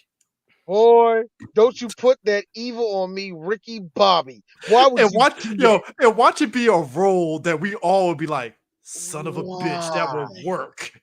No, I think it would be a why. You could have gotten anybody else to do that type of thing. You drag that man out of retirement. It'd be one thing. Took him from a Laker game to go back to the. See, look. Put it this way. Real talk, y'all. Whoever the new Superman is, we have a lot of faith in him. Oh, Godspeed to that kid. Like, that's what I'm saying. Whoever it may be, he's actually good. And you know what make it perfect? He goes to the Fortress of Solitude. He turns it on. He sees Jack Nicholson. Son, you are now on Earth. Like, yo! He's Jor-El. We would lose our shit. I know Marvel. I know Disney. They're going to make this motherfucker Shield Agent number 587. But hold on, Chris, while you laughing, it'll be some nigga you know in some comic like, wow, Marvel. I read that in the Hickman book. Son of a bitch. That was a stretch, Marvel. No. Let it be Sony and let him be Big Wheel. Bro. I love the Big Wheel. I love this. We got to make this a campaign. We need a Big Wheel movie. Sir, we don't have to campaign because Sony's probably listening to this and Avi Arad was like, Big Wheel the movie. Write that down. Write that down. Big Wheel and I need Scorpion, man. Make the Scorpion like a Filipino nigga, young. Like, go for it. Go for it. Hell no. They already got homeboy from Better Call Saul. Yeah, they got homeboy from what's that? Yeah. No, best of both worlds. It's gonna be a Scorpion solo movie. His villain is Big Wheel for no fucking reason. It'll be great. No, you say that shit, and I just thought, no. It'll be Scorpion. His fucking villain will be fucking Aleister Smythe and the Spider Slayers using that shit to test. Bro. Go home. Side note, folks. Aleister Smythe is an original character. He's not a comic book character. You know what, guys? Stop me on this. Stop me on this. I have not seen Felicia Hardy. Who has ownership over her? Sony. Sony, yes. Yeah, She's a Spider-Man character. Yeah, Spider-Man character. All right, that's what I'm saying. So Yeah, Black Cat. Yeah. Which why, that's another kicker. What's yeah, look, if you're gonna come out with a obviously- movie, she was supposed to have a solo, Yeah, a duo this movie was- with her and Silver Saber. Yeah, Which what happened on with that? paper, I was like, that could work if you have Silver No. Sable and was it the Wild Pack 6-pack or whatever and shit? Yeah, her terrorist organization. Yeah, I'm sorry, her terrorist mercenaries. organization. Her mercenaries. My bad. Sir, they're terrorists. All right, I played that first Spider-Man game. They're terrorists. All right. They took over Look, all I'm of just- New York. They're I'm just trying to be. terrorists. I'm just trying to be fair because Silver Saber fine as a motherfucker. But yeah, you right though. You right. Hey, Hey, look. Hey, look, man. Look, that's why I was like, so what happened? That's why I'm like, what happened? Like, Hey, it's one look, thing- man, it was see, supposed look, to be it's Black weird Cat with me. and is the foil to Silver Sable. I was like, that could be interesting. And then Sony Yeah. was like, nah, fun. What is that? Uh, Coherency? What is that? Nope. outta sexy, here. sexy. I know. Black woman directing? Get the fuck out of here. You don't want Black Cat. You want more Morbid. Morbid. It's Morbid time. Yo, man. And look, to be fair, I'm on the rare minority where I feel like a Morbius movie could have worked. It could, bro. That was the kicker that to me, I was like, As much as I hated it, I saw the look of my father's eye. Oh my God. You like this trash. My dad is not a stupid man. My dad's not a stupid man at all. He will rightfully pile drive any show into the ground if it doesn't entertain him at all. Morbius. And I sat and thought to myself, all right, D, you don't know who Morbius is, How would you rate this movie? It's all right. See? but you know what it reminded me of? And both of y'all might agree with me on this. It kind of reminded me of that fucking Dracula Untold movie. You know, Yo. it felt like that, but by way of it felt like what was that fucking syndicated show that was based on that Malibu comic? Nightman? Was it Nightman? Man. Is Is that what I'm thinking about? Nightman Nightman, was Malibu. nigga. Nightman was not Malibu. Yeah, That- okay, I think that might be what I'm honestly- thinking about. Yeah, Nightman. Wait a minute, Nightman was Malibu? I Yeah. thought Nightman was like Dark Horse or some bullshit. No Nah, bullshit. nah, I thought he was Nightman like Malibu. with Dark Horse or something, man. Nah, Nightman was Malibu. It Fuck out felt- of here. He's Yeah, Marvel now, but he was Malibu. Well, yeah, because Marvel, yeah. But it felt like one of them shows. Like, yeah. Like if I was watching this shit on WGN, I believe it. Hey, if WGN presents Morbius, I'll be like, I'm fucking in. Let's watch this. I'm like, all right, sure, why not? Well, I think there's some interesting names behind this production. Hey, look, dude. You know me. I was a mark for fucking Mutant X. I watched that shit religiously. So hey, You know what, man? Look, Chris, look, check it out, man. If the King features folk can have their moment in Hollywood, then so can the the Satisfying Six can have their no, the Satisfactory Six can have their. Satisfactory 6. Oh, I'm just like you want to know the fucked up part about all this? Hop into a time machine, run to D when he's 11 years old, at the height of my Spider-Man happiness. Hey D, there's gonna be a Craven movie, Morbius movie, this. I would have turned into Barney, hook it to my veins. And then go and That's tell the you big part it's about all going to suck. it. Hey D, remember the Shadow? Ew, yeah, all of them like that. Dude, that's the sick part. And that's the only reason, Chris. And that's the only reason why. Okay, sucked. I like Venom 1. Sucked. No, I thought Venom 2 was really good. But Actually. here's the thing. Here's the sick part about it, right?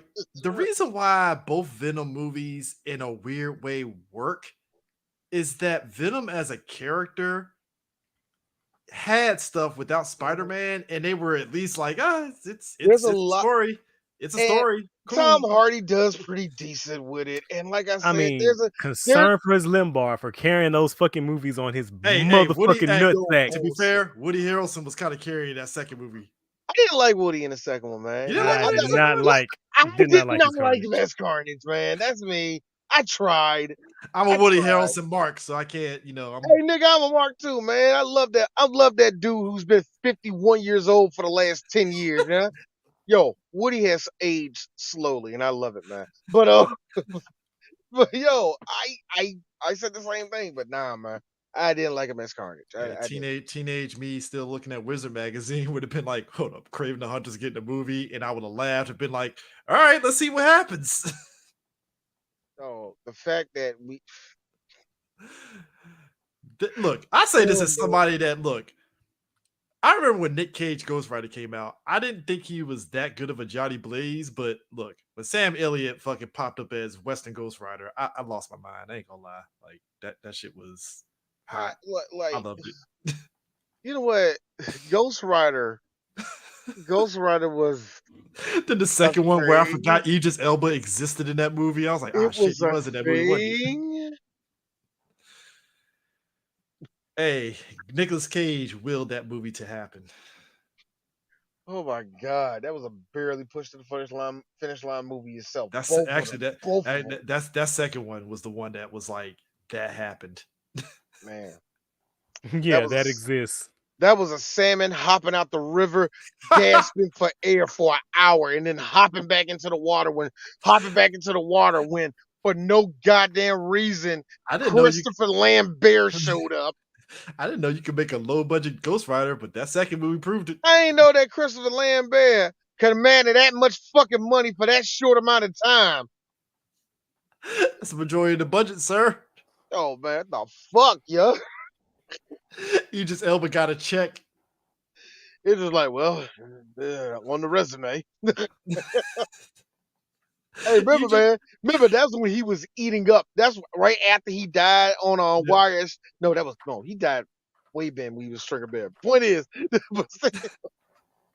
man, he was on that kick after Daddy's Little Girls, nigga. He was trying to get every motherfucking movie. I feel Idris is like Sam Jackson. It's like, hey, if there's a check, I'll take it. Let's see what happens. Because he was in Extraction too. I was like, what the fuck is Idris doing in this movie? Collecting by the way, motherfucking check. Which, by the way, folks, you should go watch Extraction 2. It's actually pretty dope. I like it. So, hey. But yeah, I think that's And while I'm there, I will say this. Fubar actually ain't that bad. It's not. I heard that. I heard Fubar wasn't that bad. I saw the first eepisode. Well, all right, there's a plot. That's what I say. No, for real. It's like, all right, where we going with this? That's what I mean. It's like, all right, cool. Yeah. So yeah, this has been a fun comic book corner. Next time, whenever D gives me an opening on when he's free, we would definitely do that Arrowverse retrospective. The highs. I have no problem with the Arrowverse. The Flash, but if we do the Flash, unfortunately, I gotta skim through those last 4 seasons. So. Oh yeah, Prime. You do realize we owe the people a Naomi live watch. You know that, right? Yeah, yeah. Naomi. Somebody got Prime the Blu-ray and I was cracking up. Boy, nah, nigga. The shit that got me was the prediction. Like, again. Prime, your prediction for that show and the last ability and everything about it was like, for a nigga, like yo, for a dude that didn't plan to watch a second of it, you were right. It's like, Prime, dude, I was like, I know Prime is sick to them stomach days. He did not want to be right about that. And I was like, oh yeah, he's sick to his stomach right now. Like, what the fuck? I didn't ask for these powers, man. Hey, look, man. I didn't ask for any of this. I'm just saying, nigga, I went down to Atlanta just for y'all to cancel that goddamn show and make that one, young. So I'm mad as fuck, man. Oh man. But yeah, we owe people. Chris Williams need a job now, nigga. You sure? He's very happy. What is Chris doing now anyway? I don't know what he's doing now, man. Living life off of living single, so you know. Oh shit. All right. Ha. See what you did there. All right. Anyways, folks, that is it for Comic Book Corner. We'll be back. Appreciate you, D, for joining in, and we'll be back. Yeah. So we'll see you guys later. Peace. Auf Wiedersehen, dudes.